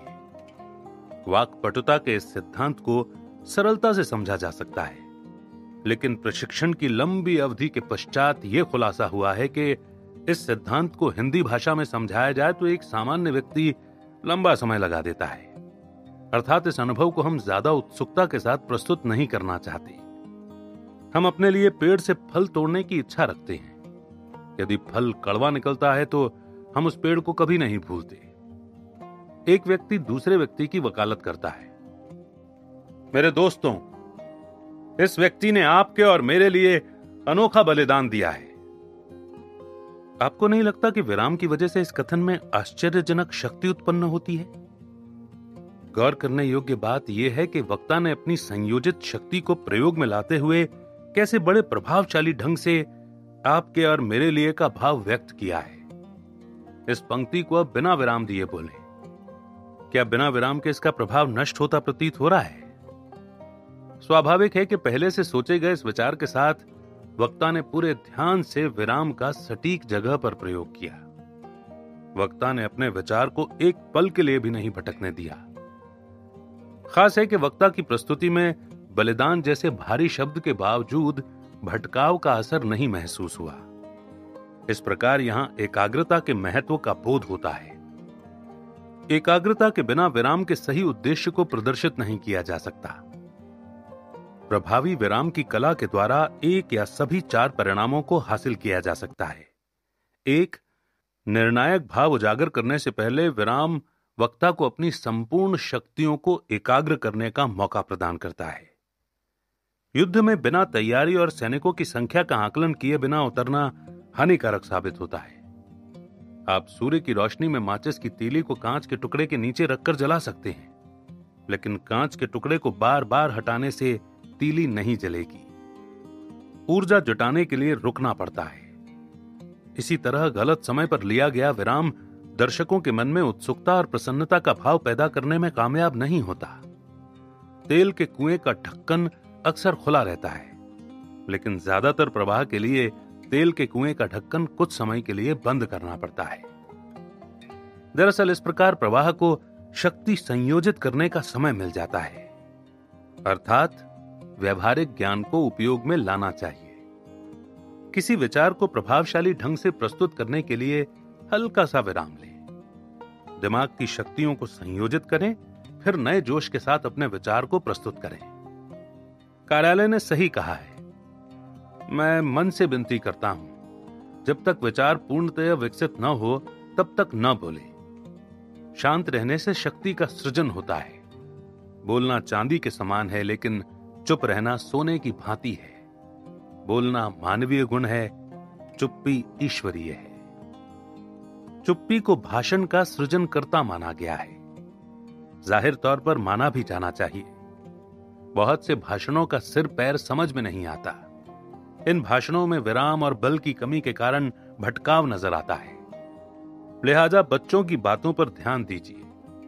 पुलिस अधिकारियों की बात सुनिए। खाने के समय पारिवारिक बातचीत को गौर से सुनिए। आपको एहसास होगा कि स्वाभाविक रूप से विराम का उपयोग बातचीत को प्रभावशाली बनाता है। दर्शकों के समक्ष पहुंचने पर एक अस्वाभाविक दबाव हावी हो जाता है। नतीजतन वक्ता इस प्राकृतिक सिद्धांत को भूल जाता है। वक्ता को इस दबाव से उबरकर वास्तविक प्रतिभा को प्रस्तुत करना चाहिए। 2. विराम का अंतराल संदेश का महत्व स्पष्ट करने में सहायता करता है। हार्बर्ट स्पेंसर ने कहा है कि पूरा ब्रह्मांड गतिशील है। इस प्रकार गति का सबसे निपुण उदाहरण लय है। ठहराव भी लय का अहम हिस्सा है। सटीक ठहराव के लिए प्रकृति के नियमों का अनुकरण करना चाहिए। उदाहरण दिन रात, वसंत, ग्रीष्म, पतझड़ और शीत ऋतु। इन सभी मौसमों के बीच एक ठहराव होता है। इसके अलावा दिल की धड़कनों के बीच भी ठहराव की भूमिका अहम होती है। विराम का उपयोग कीजिए और दर्शकों को गंभीरता से विचार के महत्व को समझने का मौका दीजिए। दर्शक चुप्पी के बाद कही बात बेहद गंभीरता से समझने की कोशिश करते हैं। ग्रामीण इलाकों में रहने वाले बच्चे छुट्टियां बिताने के लिए जब किसी शहर में रहने वाले रिश्तेदार के यहां जाते हैं तो मोटर गाड़ियों की आवाजें उन्हें चौंकाने का काम करती हैं, जबकि शहरी लोगों पर उन आवाजों का कोई प्रभाव नहीं पड़ता। शहरी लोग चारों ओर मोटर गाड़ियों के लगातार शोर शराबे के आदी हो जाते हैं। जो लोग कभी कभी शहर आते हैं उन्हें यह आवाजें ज्यादा आकर्षित करती हैं। दरअसल लंबे अंतराल के बाद शोर शराबे का माहौल ज्यादा ध्यान भटकाता है। लंबे समय तक रेलगाड़ी में सफर करने के बाद रेलगाड़ी की गड़गड़ाहट पर ध्यान नहीं जाता। यदि आप दूर टंगी दीवार घड़ी की टिक टिक ध्यान से सुनने की कोशिश करें तो थोड़ी देर में आवाज साफ सुनाई देने लगेगी। दरअसल ऐसा करते वक्त आप वातावरण में मौजूद बाकी आवाजों से अपना ध्यान हटाने की कोशिश करते हैं और टिक टिक पर ध्यान केंद्रित करते हैं। दर्शकों के ध्यान का सिद्धांत भी इसी नियम के आधार पर काम करता है। इस नियम को समझिए और इसके लिए खुद को तैयार कीजिए। इस नियम को बार बार दोहराइए। एक ठहराव के बाद सोचा गया विचार ज्यादा प्रभावशाली होता है। रात के मुकाबले सुबह कही बात ज्यादा प्रभावशाली होती है, क्योंकि रात में नींद के द्वारा मिले विराम की वजह से सुबह एकाग्रता ज्यादा होती है। बाइबल के पहले पृष्ठ पर साफ तौर से उल्लेखित है कि ईश्वर की सृजन शक्ति को एक ठहराव के बाद 7वें दिन बल मिला था। आप आश्वस्त हो गए होंगे कि दर्शकों का दुर्बल एवं अनंत दिमाग भी इसी तरह ठहराव की अपेक्षा रखता है। प्रकृति का अनुसरण करें, उसके नियमों पर ध्यान दें और भाषण के दौरान इन नियमों का पालन करें। 3. ठहराव से असमंजस की प्रभावशाली स्थिति पैदा होती है। जीवन में संदेह से एक प्रकार की रुचि पैदा होती है। यह रुचि भाषा शैली से भी जन्म ले सकती है। नाटक या उपन्यास में कथा वस्तु का उल्लेख शुरू में ही कर दिया जाए तो पाठक की रुचि खत्म हो जाती है। स्त्रियों की प्रवृत्ति में संदेह पुरुषों में जिज्ञासा पैदा करता है। सर्कस में कलाबाजी करने वाला कलाकार कलाबाजी करने से पहले कई बार नाकाम कोशिश करता है ताकि दर्शकों में जिज्ञासा पैदा हो सके। इस जिज्ञासा को भांपने के बाद ही कलाकार कामयाब कलाबाजी का प्रदर्शन करता है। करतब दिखाने से पहले की जानलेवा तैयारियों के द्वारा कलाकार दर्शकों की उम्मीद को बढ़ा देता है और इस दौरान दर्शक पेश किए जाने वाले अद्भुत करतब का इंतजार करते हैं। हम केवल इंतजार नहीं करते बल्कि इस इंतजार की सराहना भी करते हैं। यदि किसी करतब में मछली झट से छलांग लगाकर किसी चीज को पकड़ ले तो थोड़ी देर में ऐसा खेल नीरस महसूस होने लगता है। शेरलॉक होम्स की कहानियों में मौजूद असमंजस ही पाठक को बांध कर रखता है। पाठक रहस्य खुलने तक बेहद रुचि के साथ इंतजार करता है। रहस्य का खुलासा यदि कहानी के बीच में कर दिया जाए तो यकीनन बाकी के हिस्से के लिए पाठक की रुचि खत्म हो जाएगी। विकी कॉलिंस का काल्पनिक कहानी लिखने का नुस्खा भाषण की कला पर भी बराबर लागू होता है। पाठकों को हंसाएं, रुलाएं और इंतजार करने के लिए विवश करें। सबसे महत्वपूर्ण है कि इंतजार कराएं। दर्शकों को इंतजार करने के लिए प्रेरित करने वाला कलाकार हंसाने या रुलाने का काम नहीं कर सकता। प्रशिक्षित लेखक असमंजस बनाए रखने के लिए ठहराव के सिद्धांत का बखूबी इस्तेमाल करते हैं। एक भाषण में विलियम ब्रायम ने कहा था कि उन्हें सुनना मेरे लिए सम्मान की बात थी, और फिर वे कुछ क्षण के लिए चुप हो गए। इस अंतराल में दर्शकों के बीच जिज्ञासा पैदा हुई कि किसे सुनकर विलियम को सम्मानित महसूस हुआ। ईसाई धर्म के महान प्रचारक, और वो फिर रुक गए। जिस व्यक्ति की वो चर्चा कर रहे थे, दर्शकों को उनके बारे में बेहद कम जानकारी थी, लेकिन दर्शकों ने इसके बावजूद उस व्यक्ति को पहचानने की कोशिश जारी रखी। चुप्पी तोड़ते हुए उन्होंने कहा, डुएट एल मूडी। ब्रायन फिर थोड़ी देर तक चुप रहने के बाद बोले, मैं उनका सम्मान करने लगा। इसके बाद वे फिर चुप हो गए और एक बार फिर दर्शकों के बीच असमंजस की स्थिति पैदा हो गई। दर्शक सोचने लगे कि मूडी का किस प्रकार सम्मान करने लगे। तब उन्होंने कहा कि एक महान उपदेशक के तौर पर यदि भाषण के इस हिस्से से ठहराव को हटा दिया जाए तो परिणाम कुछ इस तरह से होगा। उन्हें सुनना मेरे लिए सम्मान की बात थी। ईसाई धर्म के महान प्रचारक ड्विट एल मूडी, मैं उनका सम्मान करने लगा एक महान उपदेशक के तौर पर। एक अकुशल वक्ता इस प्रस्तुति को ठहराव और संदेह की कमी के जरिए नीरस बना सकता है। इन छोटी छोटी बारीकियों का सूक्ष्म अंतर एक कामयाब और नाकाम वक्ता के बीच की दूरी होता है। 4. सटीक ठहराव से महान विचार और प्रभावशाली हो जाता है। कोई भी किसान आपको समझा सकता है कि मूसलाधार बारिश का पानी तेज गति से बहकर दूर चला जाता है और फसल के लिए उम्मीद से कम लाभदायक होता है। इसी प्रकार यदि भाषण की गति तेज है तो दर्शक वक्ता के भाव और विचार को नहीं समझ पाते। किसान की पत्नी भी कपड़े धोने के लिए इसी नियम का पालन करती है। गंदगी दूर करने के लिए कपड़ों को घंटों पानी में भिगोया जाता है। जब जीवन के हर मोड़ पर हम इस नियम का पालन करते हैं तो भाषा शैली में इस नियम को क्यों नकारा जाए। दर्शकों के समक्ष किसी महान विचार को प्रस्तुत करने से पहले कुछ क्षण रुकें ताकि दर्शकों को विचार की गहराई तक जाने का मौका मिल सके। अपने भाषण को एक दिन में न्यूयॉर्क घुमाने का दावा करने वाले गाइड की तरह जल्दबाज न बनने दें।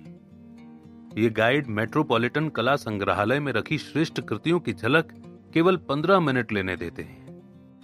प्राकृतिक इतिहास संग्रहालय का दर्शन 10 मिनट में करा देते हैं। जल जीवालय की बस एक ही झलक मिल पाती है।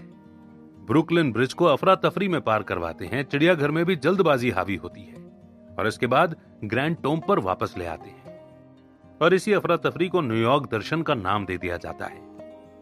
यदि आप भाषण के महत्वपूर्ण बिंदु पर सही ठहराव का प्रयोग नहीं करेंगे तो निसंदेह दर्शक आपके विचारों को नहीं समझ सकेंगे। ध्यान रखें कि आपके पास भी उतना ही समय है जितना आपके आसपास बसने वाले अरबपतियों के पास। दर्शक वक्ता का इंतजार करते हैं। कैलिफोर्निया के मशहूर लाल सागौन पेड़ सुकरात की मृत्यु से 500 साल पहले उपजने के बावजूद आज भी युवा अवस्था में है। प्रकृति के धैर्य को देखकर स्वयं के उतावलेपन पर शर्मिंदगी महसूस करनी चाहिए। चुप्पी दुनिया के सभी भावों के मुकाबले ज्यादा मनहरण होती है। इस कला पर दक्षता हासिल कीजिए और ठहराव के जरिए इसका उपयोग कीजिए। विराम और ठहराव के सटीक प्रशिक्षण के लिए आगे दिए संकलन में अल्प विराम के संकेतों का इस्तेमाल किया गया है। स्वाभाविक रूप से आप इन संकेतों का विभिन्न तरीकों से इस्तेमाल कर भाषण के महत्व और अर्थ को बदल सकते हैं। यह मुख्यतः निजी प्राथमिकता का विषय है। 1 दर्जन से ज्यादा कलाकारों ने अपने अंदाज में हैमलेट के किरदारों को निभाया है। किस कलाकार ने किरदार पूरी निपुणता से निभाया, इसका आकलन नहीं किया जा सकता। निजी अंदाज को उजागर करने से ही मनचाही कामयाबी मिलती है। एक क्षण का विराम व्यक्तित्व को शेष भीड़ से पृथक कर देता है। यह आश्चर्य की बात है। प्रेतों का काफिला पहुंच चुका है और अब तक कुछ भी व्यवस्थित नहीं है। अरे जल्दी करो। जिन सांसारिक उम्मीदों की चाह में व्यक्ति का दिल धड़कता है वो राख हो जाती हैं या उस गुमनाम बर्फ की तरह होती हैं जो रेगिस्तान के धूल भरे चेहरे को कुछ समय के लिए ढक देती है। समय की चिड़िया के पास उड़ने के कई साधन होते हैं, जबकि एक वास्तविक चिड़िया अपने पंखों के सहारे ही फड़फड़ाती है।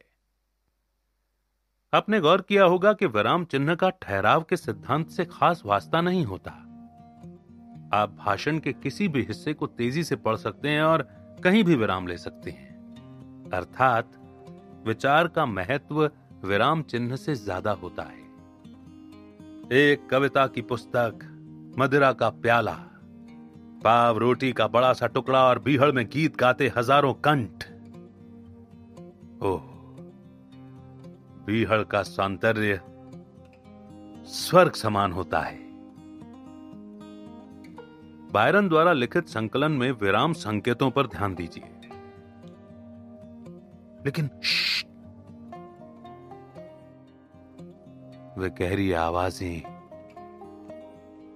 एक बार फिर से सुनाई दे रही हैं, पहले से ज्यादा निकट, साफ और घातक।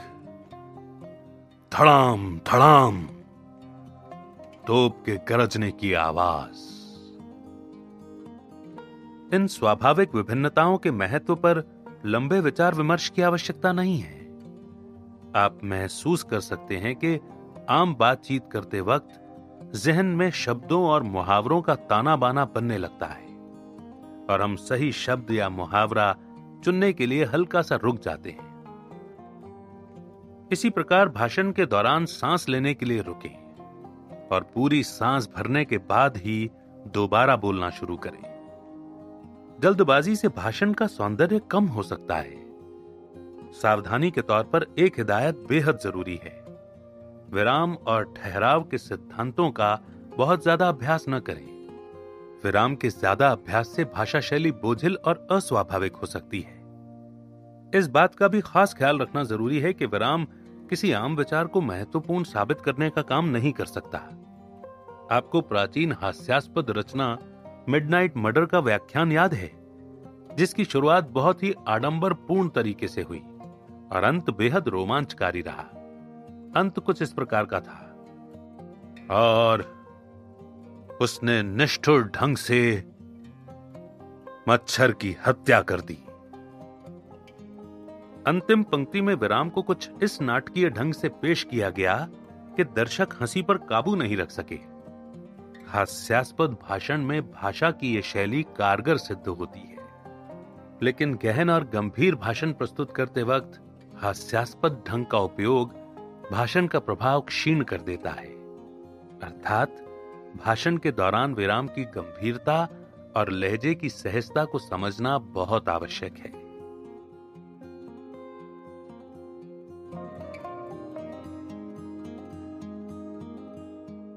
अध्याय 7, सुर बदलने की दक्षता।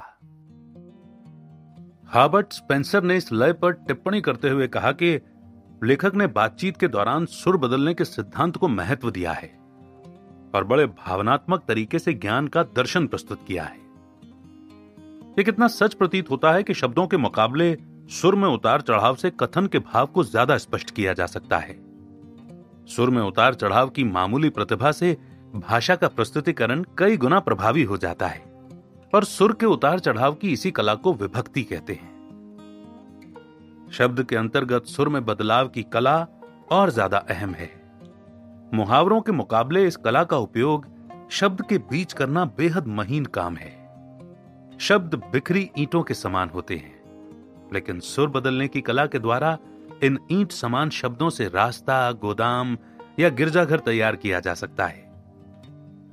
सुर बदलने की कला शब्दों को नया अर्थ प्रदान कर सकती है। इसी आधार पर एक पुरानी कहावत की रचना की गई है। क्या कहा गया है यह महत्वपूर्ण नहीं है, कैसे कहा गया है यह महत्वपूर्ण है। शेक्सपियर की रचनाओं पर टिप्पणी करने वाली शख्सियत श्रीमती जेम्सन ने सुर बदलने से संबंधित एक तीक्ष्ण उदाहरण दिया है। लेडी मैकबेथ के जैसा दिखने के लिए श्रीमती सिंडोस ने हम नाकाम रहे भाव को 3 अलग अलग भाव से पेश किया। सर्वप्रथम तिरस्कारपूर्ण प्रश्न के तौर पर, हम नाकाम रहे। इसके बाद अचरज जताते हुए, हम नाकाम रहे। आश्चर्य को दर्शाने के लहजे के साथ हम पर विशेष जोर देते हुए, हम नाकाम रहे। अंत में परिणाम को पुख्ता करने की मंशा से वो सहमते हुए, जो मेरे ख्याल से सबसे सटीक भाव था, हम नाकाम रहे। एक सामान्य अंतराल में स्वर को धीमा, गहरा और गंभीर करते हुए, जैसे उसने मामले का निपटारा करते हुए कुछ इस तरह कहा हो, यदि हम नाकाम रहे तो क्यों रहे, अब सब खत्म हो गया है। विदेशी भाषा सीखने की प्रक्रिया में स्वाभाविकता का एहसास प्रशिक्षण के आखिरी दौर में होता है। स्वाभाविकता दर्शाने के लिए सुर में बदलाव की कला का उपयोग आवश्यक होता है। सुर बदलने की कला के अभाव में एक रूपता झलकने लगती है। सुर बदलने की कला में सुर चढ़ाने और गिराने का अभ्यास किया जाता है। सुर से संबंधित प्रतिभा असाधारण होती है। सुर के बीच पैदा किया गया महीन अंतर का प्रभाव बेहद व्यापक होता है। सुर बदलने की कला के द्वारा विभिन्न सुरों को जन्म दिया जा सकता है। उदाहरण के लिए तेजी से सुर को चढ़ाना, लंबे अंतराल तक सुर को खींचना, सपाट सुर, लंबे अंतराल तक गिरने वाला सुर, तेजी से गिरने वाला सुर, तेजी से चढ़ने गिरने वाला सुर, तेजी से गिरने चढ़ने वाला सुर, हिचकिचाहट। दरअसल सुर में विभिन्नता की कोई सीमा नहीं है। इन उदाहरणों में सुर में बदलाव के सामान्य सिद्धांत यानी सुर में उतार चढ़ाव के माध्यम से होने वाले प्रभाव को दर्शाया गया है। अलग अलग विचार और भावनाओं को व्यक्त करने वाले विभिन्न सुरों को सूचीबद्ध करना नामुमकिन है।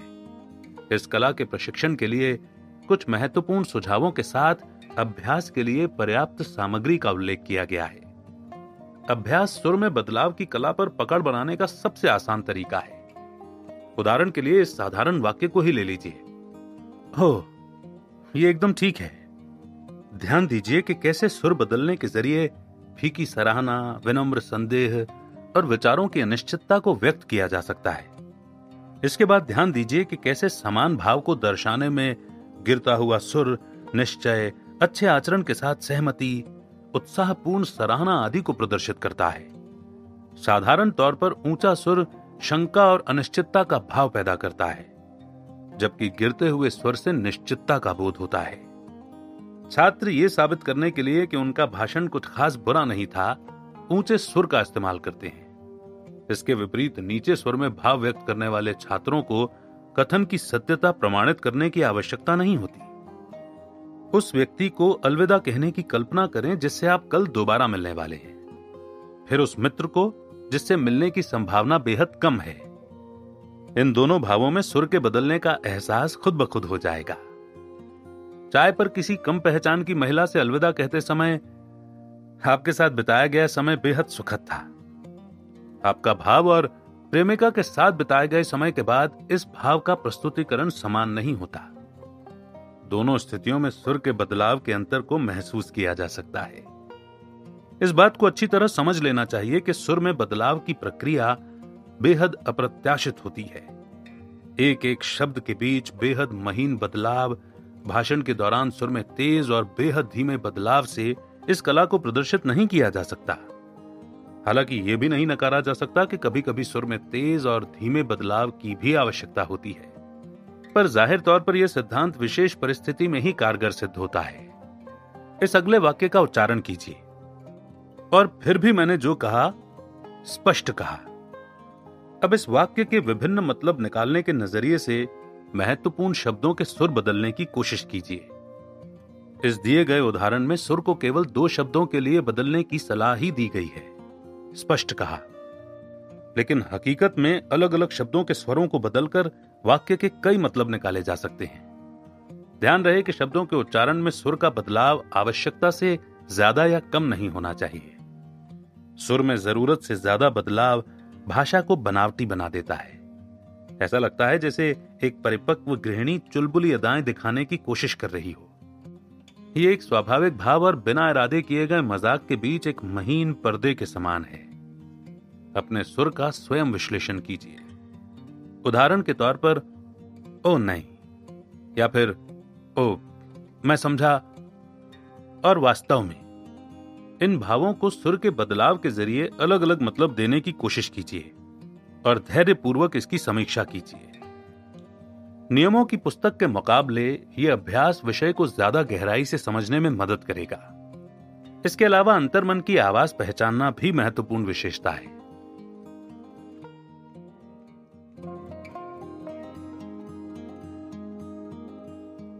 अध्याय 8 भाषण शैली में एकाग्रता। सिर के ऊपर आगे पीछे की ओर हाथ फेरें और साथ ही अपने सीने को थपथपाएं। तालमेल का सही अभ्यास होने तक यह क्रिया नामुमकिन नहीं तो बेहद उलझन भरी जरूर महसूस होगी। एक ही समय पर 2 या 3 काम करने की विद्या सीखने के लिए दिमाग को विशेष अभ्यास की जरूरत होती है। अधिकतर मनोवैज्ञानिकों के मुताबिक दिमाग एक समय में दो विचारों के विषय में नहीं सोच सकता। अक्सर हमें महसूस होता है कि हमने दो विचारों के विषय में एक ही समय में सोचा है, लेकिन दरअसल ऐसे दो विचारों के बीच बेहद समानता होती है।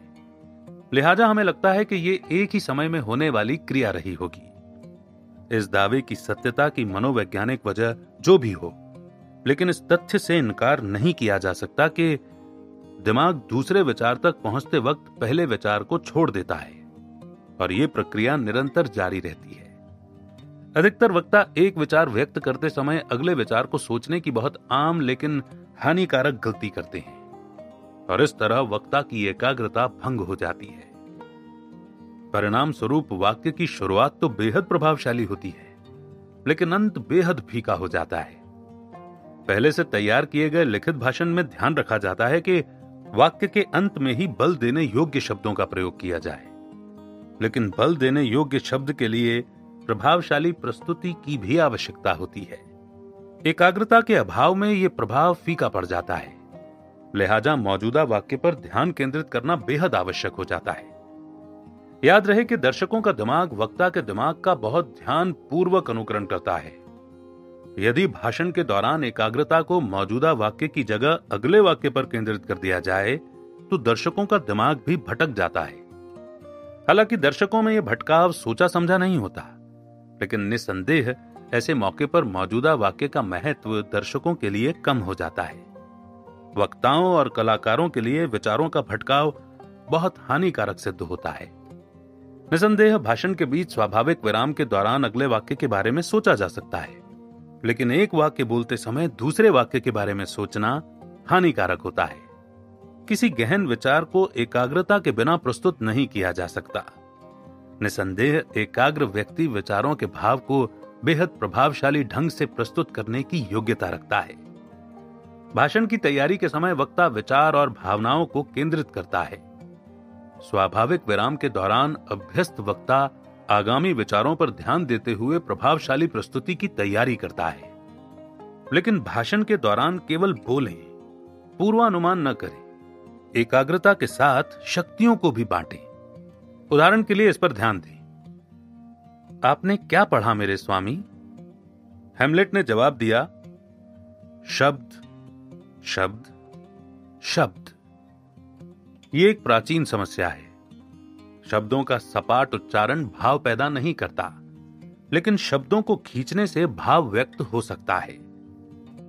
क्या आपने कभी ध्यान दिया है कि रटा हुआ भाषण कितना खोखला महसूस होता है? क्या आपने कभी एक लय और तेज स्वर में दोषारोपण करने वाले अप्रभावी कलाकार, वकील या उपदेशक को सुना है? ऐसे लोग मानसिक समस्या से ग्रसित होते हैं। पेशेवर लोग इस बात का अंदाजा नहीं लगा पाते कि महत्वपूर्ण भाव को सपाट तरीके से व्यक्त करने से उसका प्रभाव नष्ट हो जाता है। लिहाजा महत्वपूर्ण भाव को दृढ़ता से प्रस्तुत करना आवश्यक होता है। ऐसी प्रस्तुति वक्ता और दर्शक दोनों के लिए कष्टदायक होती है। इस लिहाज से तो तोते को भी वाक्पटु माना जा सकता है। शेक्सपियर ने बड़े ही सटीक उदाहरण के साथ समझाया है कि मेरे शब्द ऊपर उड़ते हैं, विचार सतह पर रहते हैं। बिना सोचे बोले गए शब्द स्वर्ग तक नहीं पहुंचते। निपुण वक्ता होने के नाते शब्दों को बार बार नया जन्म देना चाहिए। इस प्रकार भाषण से एक रूपता के बादल छंट जाते हैं। शब्दों के पीछे छिपे स्वाभाविक, हार्दिक, ताजा और सहज विचार भाषण की प्रस्तुति को जीवंत बना देते हैं। शब्द अभिव्यक्ति का परिणाम होते हैं। कारण को प्रोत्साहित किए बिना परिणाम तक नहीं पहुंचना चाहिए। क्या आप जानते हैं कि ध्यान कैसे केंद्रित किया जाता है? क्या आपने विभिन्न शब्दों के दार्शनिक अर्थों पर ध्यान दिया है? गौर करें कि किस प्रकार एक कांच का टुकड़ा संपूर्ण सूर्य की किरणों से मिलने वाली ऊर्जा को केंद्रित करता है। एकाग्र न हो सकने वाले व्यक्ति में या तो इच्छा शक्ति की कमी होती है, या वो घबराहट की बीमारी से ग्रसित होता है, या फिर उसे इच्छा शक्ति के महत्व की जानकारी ही नहीं होती है। हर व्यक्ति में वातावरण की बाकी घटनाओं से ध्यान हटाकर खुद को एकाग्र करने की शक्ति होती है। शरीर के किसी हिस्से में होने वाली पीड़ा पर ज्यादा ध्यान केंद्रित करने से पीड़ा और बढ़ जाती है। टेनिस के खेल में प्रहार पर ध्यान दीजिए, प्रदर्शन में खुद ब खुद निखार आ जाएगा।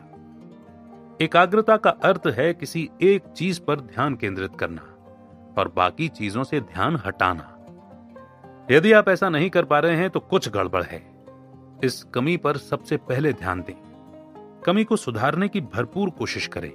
निश्चित रूप से समाधान निकल आएगा।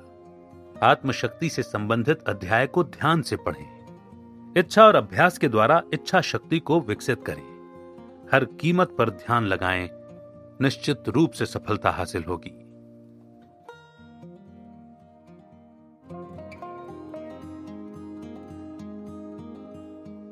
अध्याय 9 बल। कई नाटक अच्छे होने के बावजूद दर्शकों को प्रभावित करने में नाकाम सिद्ध होते हैं। रंगमंच की जुबान में कहा जाए तो ऐसे नाटक एक निश्चित प्रभाव से ऊपर उठने में नाकाम रहे हैं। दरअसल ऐसे नाटकों में रोचकता, मनोरंजन और प्रचंडता की कमी महसूस होती है। निसंदेह ऐसे नाटक त्रासदी से कम महसूस नहीं होते। सटीक शब्दों में कहें तो ऐसे नाटकों के प्रस्तुतिकरण के लिए बहुत कम तैयारी की जाती है और मंच पर भी अभिनय में जान डालने के खास प्रयास नहीं किए जाते। इन नाटकों का प्रस्तुतिकरण बेहतर कर दिया जाए तब भी दर्शकों पर खास प्रभाव नहीं पड़ता। अतः इन नाटकों को जल्दी भुला दिया जाता है। बल क्या है? पूर्णतः स्पष्ट प्रतीत होने वाले शब्दों की बारीकी से छानबीन की जाए तो कई गुप्त अर्थ निकाले जा सकते हैं। बल को इस श्रेणी में सम्मिलित किया जा सकता है। शुरुआत करने से पहले आंतरिक और बाहरी शक्ति के बीच के अंतर को बारीकी से समझने की कोशिश करते हैं। इनमें से एक शक्ति का कारण है तो दूसरा नतीजा। एक शक्ति वास्तविक है और दूसरी ईश्वरी है। इसी प्रकार निर्जीव और सजीव बल अलग अलग होते हैं। व्यक्ति में आंतरिक शक्ति को जुटाकर उसे प्रभावशाली ढंग से प्रस्तुत करने की असीम प्रतिभा होती है। ये कला गंधक पोटाश के समान नहीं होती, जिसमें विस्फोट के लिए बाहरी ताकत का इस्तेमाल करना ही पड़ता है। व्यक्ति की बाहरी ताकत से प्रभावित होने वाली वास्तविक शक्ति अंतर मन से जन्म लेती है। यह सुनने में महज मनोवैज्ञानिक प्रतीत हो सकता है, लेकिन भाषण की कला में निपुणता हासिल करने में इसका प्रभाव बेहद महत्वपूर्ण सिद्ध होता है। वक्ता के लिए मानवीय शक्ति और शारीरिक बल के बीच के अंतर को समझना बहुत जरूरी है। साथ ही इसके वास्तविक गुण को भी गंभीरता से समझना चाहिए। उदाहरण के तौर पर तेज आवाज में बोलना शक्ति का प्रतीक नहीं होता। ऊंचा बोलने को अक्सर चिल्लाना माना जाता है। महज गरजने से भाषण को प्रभावशाली नहीं बनाया जा सकता।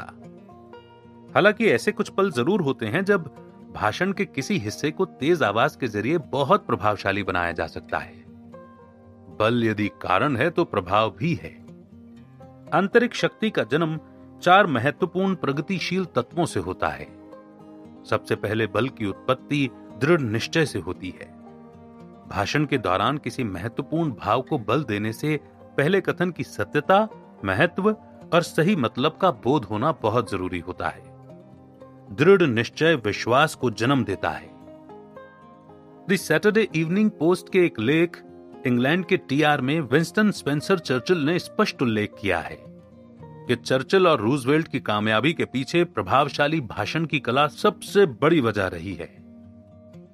आंतरिक शक्ति की महत्ता को गहराई से समझने के लिए इसके मूल सिद्धांत को करीब से जानने की कोशिश करते हैं। व्यक्ति दृढ़ निश्चय की भावना को कैसे महसूस करता है? इसका जवाब खुद सवाल में छिपा है।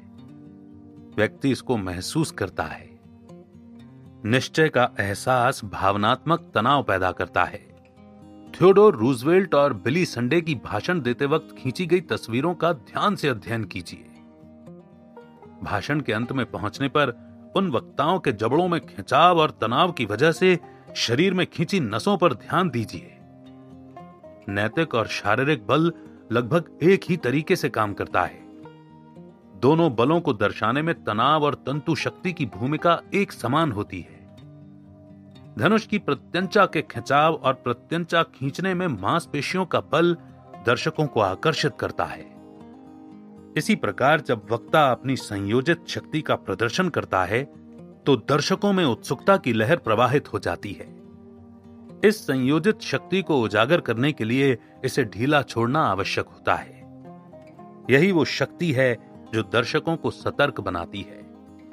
दर्शक वक्ता की जुबान से बरसने वाले शब्दों की बौछार का उत्सुकता से इंतजार करने लगते हैं। आखिरकार ये इंसानी फितरत है। एक गुड्डे में निश्चय और भावनात्मक तनाव जैसे जज्बात को नहीं डाला जा सकता। यदि आप भाषण रूपी चबूतरे की लकड़ी के बुरादे की गद्दी लगाने की सोचें, तो स्वाभाविक है कि आपके भाषण की फूंक खुद ब खुद निकल जाएगी। निश्चय और तनाव की विकसित प्रतिभा से दर्शकों के बीच उत्साह पैदा करने का भरोसा पैदा होता है। उद्देश्य को बल की आधारभूत शक्ति माना जाता है। इसके अभाव में भाषण कमजोर पड़ जाता है। इससे चमक तो पैदा हो सकती है, लेकिन यह चमक बिना रीढ़ की हड्डी वाली जैली मछली के समान महत्वहीन होती है। जिस रफ्तार से आप दर्शकों पर पकड़ बनाते हैं, उसी रफ्तार से आपका विश्वास मजबूत होता जाता है। अंततः यदि विश्वास, तनाव और उद्देश्य के मिश्रण से लक्ष्य को गति नहीं मिल रही है, तो इसका प्रयोग निरर्थक साबित होता है। अपनी शक्ति को नीरसता में तब्दील न होने दें। उसे सकारात्मक रूप देने का प्रयत्न निरंतर जारी रखें। क्या बल को अर्जित किया जा सकता है? हां, इस बल को अर्जित करने की इच्छा रखने वाला वक्ता उक्त प्रतिभा को हासिल कर सकता है। इस विश्लेषण के द्वारा इस कला पर पकड़ बनाने के सुझाव दिए गए हैं। विषय पर विश्वास कायम करने तक भरोसे को अडिग रखें। यदि विचार जहन में तनाव पैदा नहीं कर पा रहा है, तो एहसास को जागृत करने की कोशिश जारी रखें। यदि हिमदरार को लांघना जीवन रक्षा के लिए जरूरी हो जाए, तो किसी प्रेरणा की आवश्यकता नहीं होती। ऐसे मौके पर व्यक्ति अपनी मांसपेशियों में खुद ब खुद लचक महसूस करने लगता है। इसी प्रकार भाषा में निपुणता हासिल करने के लिए वक्ता प्रेरणा खोजने के स्तर से ऊपर उठ जाता है। अर्थात भाषा में निपुणता हासिल करने में भी इच्छा शक्ति अहम भूमिका अदा करती है। ये तथ्य दोहराने योग्य हैं। दक्षता हासिल करने में इच्छा शक्ति सर्वोपरि है। इच्छा शक्ति की लौ जलाए रखने के लिए दर्शक या फिर आप खुद प्रेरणा का स्रोत बन सकते हैं। इंजन कितना भी उत्तम हो, ईंधन के अभाव में उससे काम नहीं लिया जा सकता। इसी प्रकार विराम, स्वर के उतार चढ़ाव और सुर के बदलाव में अभ्यस्त वक्ता में ऊर्जा का अभाव प्रस्तुति को अप्रभावशाली बना देता है। भाषण में बल पैदा करने के 4 महत्वपूर्ण गुणों पर भरपूर नियंत्रण होना चाहिए।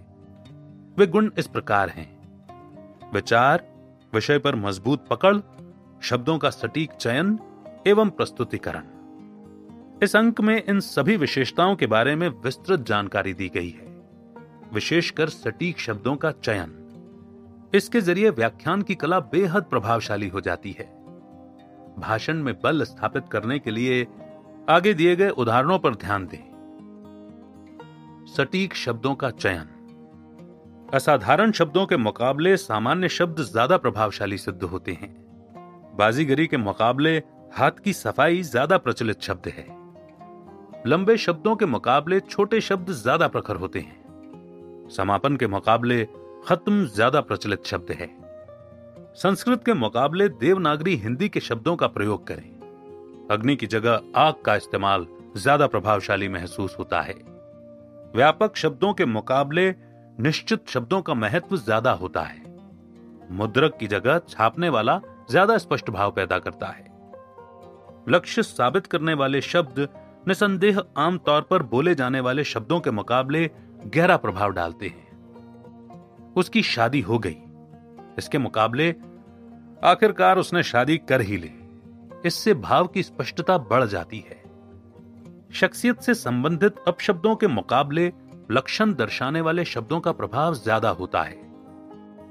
उस मक्कार इंसान से कह देना, इसके मुकाबले उस चालाक लोमड़ी से कह देना, इस जैसे शब्दों से भाव ज्यादा भद्र और प्रभावशाली हो जाता है। शब्दों को क्रमबद्ध करना। वाक्य की शुरुआत ध्यान आकर्षित करने वाले शब्दों के साथ करें। प्रोफेसर बैरेट वेंडल के मुताबिक प्रतिष्ठावान शब्दों के साथ वाक्य का अंत करें। कमजोर विचारों के सम्मुख गहन एवं गंभीर विचार प्रस्तुत करें। इस वैचारिक तुलना से आत्मविश्वास बढ़ता है। भाव को ज्यादा विस्तार से प्रस्तुत नहीं करना चाहिए।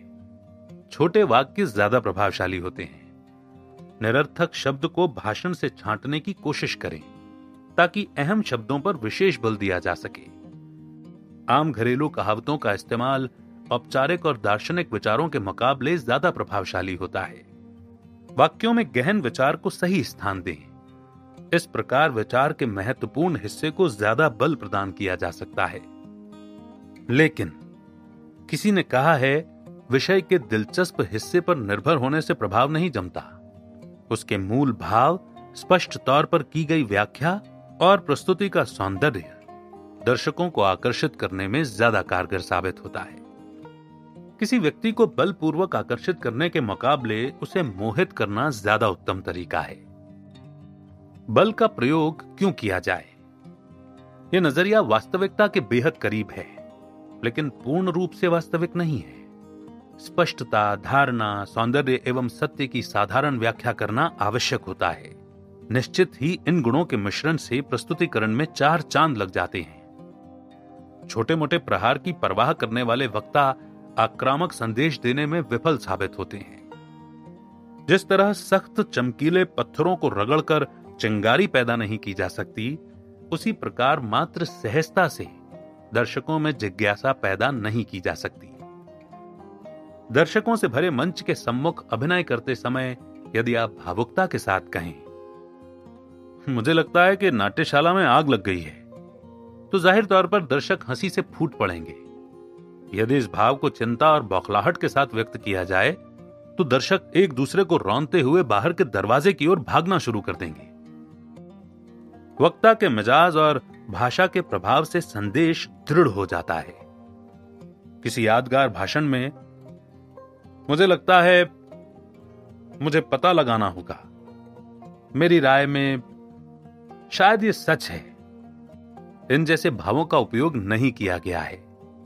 वक्ताओं के आत्मविश्वास और निर्भीक भाषण शैली ने ही महान व यादगार भाषणों की नींव रखी है। दरअसल इन वक्ताओं ने शब्दों के जरिए अविनाशी सत्य को जाहिर करने की हिम्मत दिखाई है। ईसा मसीह के बारे में कहा गया है कि साधारण व्यक्ति ईसा मसीह का प्रवचन बहुत आनंद से सुनते थे। मगर क्यों? दरअसल ईसा मसीह पूर्ण विश्वास के साथ शिक्षा प्रदान करते थे। दर्शकों पर इस बात का प्रभाव नहीं पड़ता कि आपके मुताबिक क्या सही है और आपकी मान्यता क्या है। भाषण में दर्शकों को आकर्षित करने की ऊर्जा होनी चाहिए। बोलने से पहले विचार की सत्यता को परखा जाना चाहिए, फिर उस विचार को ब्रह्म सत्य के तौर पर प्रस्तुत करना चाहिए। दृढ़ता पूर्वक विचार की सत्यता को प्रमाणित करना चाहिए। विचारों की घोषणा चुनौतीपूर्ण लहजे में करनी चाहिए। यदि आप विश्वास के साथ नहीं बोल सकते तो बेहतर है कि चुप रहें। एक कट्टर विचार वाले युवा मंत्री में वो कौन सी शक्ति होती है जो हठधर्मी होने के बावजूद दर्शकों को प्रोत्साहित करने में कामयाब हो जाता है? मेरे दोस्तों, जो मैं आपको मानता भी हूं, कर्तव्य के नाते आपको बताना चाहता हूं कि पश्चाताप ही पापों को धोने का सही मार्ग है। पश्चाताप से पाप पूरी तरह से धुल जाते हैं, साथ ही सत्य के मार्ग की जानकारी मिलती है। लेकिन इससे बड़ी सच्चाई यह है कि यदि मैं भी आपको यही शिक्षा देने लगूंगा तो सभी लोग पश्चाताप का मार्ग अपना लेंगे, फिर यहां कोई नहीं बचेगा। प्रभावशाली भाषण में एक युग से संबंधित दर्शन प्रस्तुत करना चाहिए। आज के दौर में उत्साहहीन और बेमन से प्रस्तुत किए गए भाषण को कोई नहीं सुनना चाहता। आज के युग में समाज दुनिया भर की जानकारी रखता है, लिहाजा भाषण और विचारों को प्रचलित करने के लिए वक्ता को दर्शकों के मिजाज को समझना चाहिए। पहली कतार में बैठकर किसी प्रसिद्ध नाट्य रचना को गौर से देखिए। ध्यान रहे कि रोमांचक नाट्य रचना हास्य रचना नहीं। नाटक देखते समय कहानी से आप अपना ध्यान पूरी तरह से हटा लीजिए और प्रस्तुतिकरण की तकनीक एवं कलाकारों के अभिनय पर ध्यान केंद्रित कीजिए। नाटक के अंत में अभिनय में विशेष आकर्षण एवं प्रबलता का अनुभव होगा। इस अध्याय में यही प्रस्तुत करने की कोशिश की गई है। दरअसल पूर्ण रूप से सुनियोजित, नियंत्रित और कोमलता से किया गया बल प्रयोग दर्शकों के मन पर अमिट छाप छोड़ने का काम करता है। बल का प्रयोग कब किया जाए? दर्शक और स्वर्ग के राज्य निवासी समान होते हैं। दर्शकों को जबरदस्ती मोहित नहीं किया जा सकता। भाषण के एक बेहद नाजुक पहलू पर सौंदर्य और शांति को एक ही भाव में घोलना पड़ता है। बल की उत्पत्ति विरोधाभास के दो अनंत किनारों में से किसी एक किनारे पर होती है। इनमें से किसी एक किनारे यानी कि बल या शांति को भाषण का आधार नहीं बनाया जा सकता। इन दोनों भावों का सटीक इस्तेमाल करना चाहिए। भाव के निरंतर उतार चढ़ाव से दर्शकों को आकर्षित करने वाली ऊर्जा पैदा होती है। सूर्योदय के सौंदर्य की व्याख्या करते समय जितना जोर चिड़ियों के चहचहाने, फूलों के खिलने और प्राकृतिक सुंदरता पर देना चाहिए, वहीं लोगों की चहल पहल, शोर शराबे और दूर से आती रेलगाड़ी की गड़गड़ाहट का जिक्र भी उसी उत्सुकता से किया जाना चाहिए। ऐसे व्याख्यान में दर्शकों की सोच को खुलने का भरपूर मौका दें। याद रखें कि कई दिमागी तिजोरियों की चाबी खो चुकी होती है। इन तिजोरियों को खोलने का प्रयास करें। जब मैं इस भाव को समझाने की कोशिश करते हुए लिख रहा था, निश्चित रूप से उसी वक्त कहीं कोई ठेकेदार किसी इमारत के लिए जमीन एकसार करने की मंशा से पहाड़ियों को बारूद से उड़ा रहा होगा। अर्थात कार्य में विश्वास रखने वाले व्यक्ति को बारूद से नहीं घबराना चाहिए। भाषण के दौरान प्रभावशाली प्रस्तुति के लिए आखिरी तर्क यही है कि विचार का आधार तैयार करने के लिए व्यापक एवं स्वतंत्र सोच होनी चाहिए। यही वजह है कि कुछ भाषणों को सुबह के प्रसारण में विशेष स्थान दिया जाता है। अब प्रभावशाली प्रस्तुतिकरण की वजह से बहुत से बयान अपरिपक्व एवं बढ़ा चढ़ाकर पेश किए गए महसूस होते हैं। लेकिन दिलचस्प है कि दर्शकों का ध्यान खींचने में यह विधि कारगर सिद्ध होती है। अतः ध्यान रहे कि भाषण तैयार करते वक्त हल्के विचारों को कमजोर कड़ी न बनने दें। ऐसी स्थिति में दर्शक भाषण के लचीलेपन को भांप लेते हैं। एक प्रतियोगिता के दौरान ग्रीस के महान मूर्तिकार फिडियास ने मूर्ति के बाहरी किनारों पर लापरवाही से गाढ़ी रेखा खींची। उस लापरवाही के लिए आलोचना का दौर शुरू हो गया, लेकिन फिडियास ने मुस्कुराते हुए कहा कि उसके द्वारा बनाई गई मूर्ति और दूसरे मूर्तिकारों की मूर्ति को उस ढांचे में रखा जाए जो मूर्तियां स्थापित करने के लिए बनाया गया है। तो आश्चर्यचकित रूप से फिडियास के द्वारा मूर्ति के चारों ओर खींची गई गाढ़ी रेखाएं ज्यादा आकर्षित सिद्ध हुईं। इस तरह फिडियास की मूर्ति से संबंधित सभी शंकाएं और आलोचनाएं स्वाभाविक रूप से प्रशंसा में परिवर्तित हो गईं। इसी तरह भाषण के ढांचे को तैयार करते समय भी केवल बल देने योग्य पहलुओं पर ही विशेष ध्यान देना चाहिए। प्रस्तुतिकरण के अंदाज में यदि आप आक्रामक रवैये को पसंद नहीं करते हैं, तो जैसा कि वेंडेल फिलिप्स ने कहा है कि इस स्थिति में बल के द्वारा भाषण में सहज प्रभाव डालने की कोशिश करें। विचारों को सांस लेने और शब्दों को जीवन देने का प्रयास करें। बिरेल के अनुसार प्रत्येक वाक्य को वैद्युत बिल्ली के खिलौने की तरह झटका और चिंगारी पैदा करने योग्य बनाएं। भाषण में मौजूद महत्वपूर्ण भाव को विशेष बल देने का प्रयत्न निरंतर जारी रखें।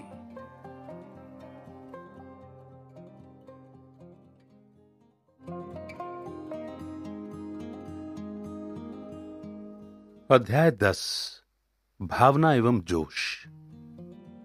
यदि आप वैज्ञानिकों की टोली को तितली के खूबसूरत पंखों पर मौजूद नसों के जाल और सड़कों की संरचना जैसे विषय पर संबोधित कर रहे हैं, तो स्वाभाविक रूप से ऐसा विषय वक्ता और दर्शकों में उत्साह और उमंग पैदा नहीं कर सकता। ये सभी विचार करने योग्य विषय होते हैं, लेकिन बाल श्रम जैसी कुरीति को खत्म करने की मुहिम या स्वतंत्रता के लिए हथियार उठाने जैसे विषय पर दिए गए भाषण जाहिर तौर पर दर्शकों में जागृति और उत्तेजना की लहर पैदा करते हैं। हम आरामदायक गद्दों पर सोते हैं, ठंडे दिनों में हीटर पर हाथ तापते हैं, स्वादिष्ट व्यंजन खाते हैं और विपरीत लिंग की ओर आकर्षित होते हैं। इस आकर्षण के पीछे सुख सुविधाओं को सही ठहराना उचित तर्क नहीं हो सकता।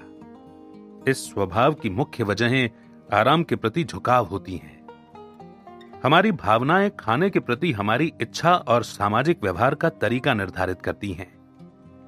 इंसान भावनात्मक प्राणी है, लिहाजा कुशल वक्ता बनने के लिए दर्शकों की भावनाओं को करीब से छूना जरूरी होता है। अफ्रीकी मूल की गरीब माताओं ने नीलामी में अपने बच्चों को गुलाम के तौर पर बिकते देखा है। इस त्रासदी से त्रस्त माताओं ने शेष अमेरिकी वक्ताओं के मुकाबले दर्शकों के दिल को ज्यादा करीब से छुआ है। निसंदेह उन माताओं को भाषण के नियमों की कोई जानकारी नहीं थी, लेकिन उनके पास नियमों से बढ़कर कुछ था, मातृत्व की भावना एवं करुणा। करों में बदलाव और डाक व्यवस्था में सुधार से संबंधित विषयों पर खास भाषण नहीं दिए जा सके हैं। यादगार भाषण सदैव भावनाओं से लिप्त रहे हैं। वाक्पटुता के लिए कामयाबी और बेफिक्र जिंदगी खास उपयोगी साबित नहीं होती। किसी बड़ी भूल को सुधारने और त्रस्त जनता को जागृत करने के लिए की गई कोशिशों ने यादगार भाषणों को जन्म दिया है। गुलामी को युग की सबसे विकट विपत्ति घोषित करते हुए पैट्रिक हेनरी ने कभी न भुलाए जाने वाला भाषण दिया था। भाषण के दौरान ईमानदारी और भावुकता से सराबोर होकर पैट्रिक ने कहा था कि या तो मुझे आजादी दे दो या फिर मौत। भाषण की इस पंक्ति को कभी नहीं भुलाया जा सकता। जोश का प्रभाव। राजनीतिक पार्टियां किराए पर गाने बजाने वालों के लिए टोलियां बुलाती हैं, तालियां पीटने के लिए नगद इनाम देती हैं। अफसोस के इस कार्य को तर्क संगत भी ठहराया जाता है। राजनीतिक पार्टियों की माने तो ऐसा करने से जनता के उत्साह को आसानी से वोटों में तब्दील किया जा सकता है। इस तर्क की सत्यता का आकलन नहीं किया जा सकता, लेकिन इस बात में भी दो राय नहीं है कि संक्रमण के समान उत्साह की प्रवृत्ति तेजी से फैलने की होती है। घड़ी बनाने वाली एक कंपनी ने घड़ी की दो किस्मों को अलग अलग विज्ञापनों के जरिए बेचने का रास्ता आजमाया। पहले विज्ञापन में घड़ी बनाने की बेजोड़ विधि, कारीगरी और घड़ी के लंबे समय तक टिकाऊ रहने का भरोसा प्रदर्शित किया गया। दूसरे विज्ञापन में गर्व करने लायक घड़ी जैसी पंचलाइन के जरिए घड़ी खरीदने से संबंधित गौरव का व्याख्यान किया गया। विज्ञापन का दूसरा तरीका बेहद पसंद किया गया और पहले के मुकाबले दूसरे मॉडल की घड़ियों की बिक्री दोगुनी रही। अंतहीन उदाहरणों के जरिए यह साबित किया जा सकता है कि इंसान एक भावनात्मक प्राणी है। एक प्रभावशाली वक्ता बनने के लिए दर्शकों में विषय के अनुसार भावना पैदा करना बहुत जरूरी होता है।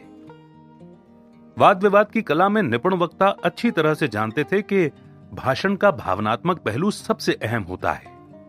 उन्होंने बड़ी चतुराई से वाक्पटुता के बारे में कहा है, दिखावटी उत्साह, गंभीर भाव, व्याख्यान में निपुण रोचकता की केवल कल्पना की जा सकती है।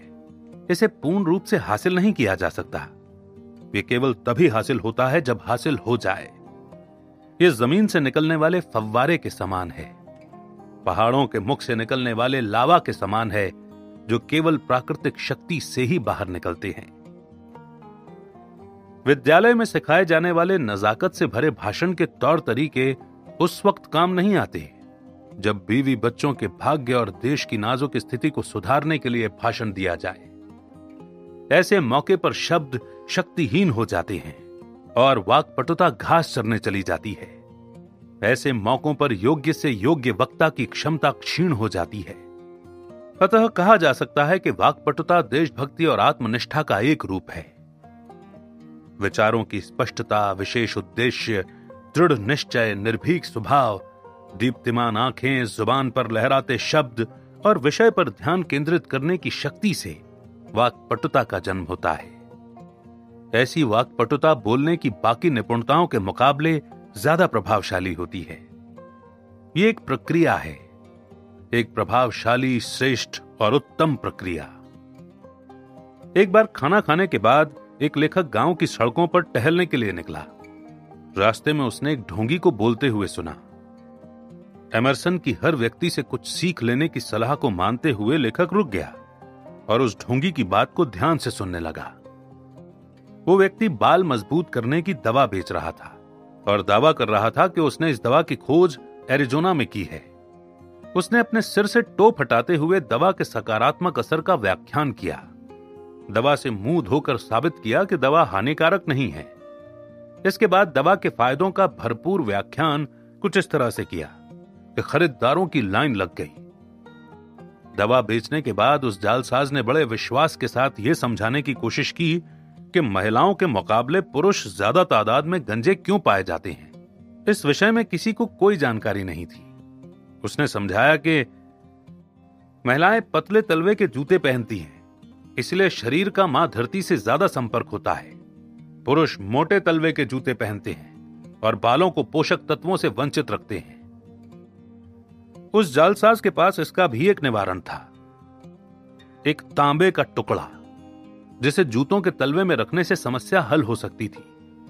दिलचस्प बात है कि सहज और स्वाभाविक तौर पर पेश किए गए उस निवारण का जनता ने उत्साह के साथ स्वागत किया और एक बार फिर खरीदारों की लंबी कतार लग गई। एमरसन ने कहा है, सुनो, उत्साह के बिना बड़ी कामयाबी हासिल नहीं की जा सकती है।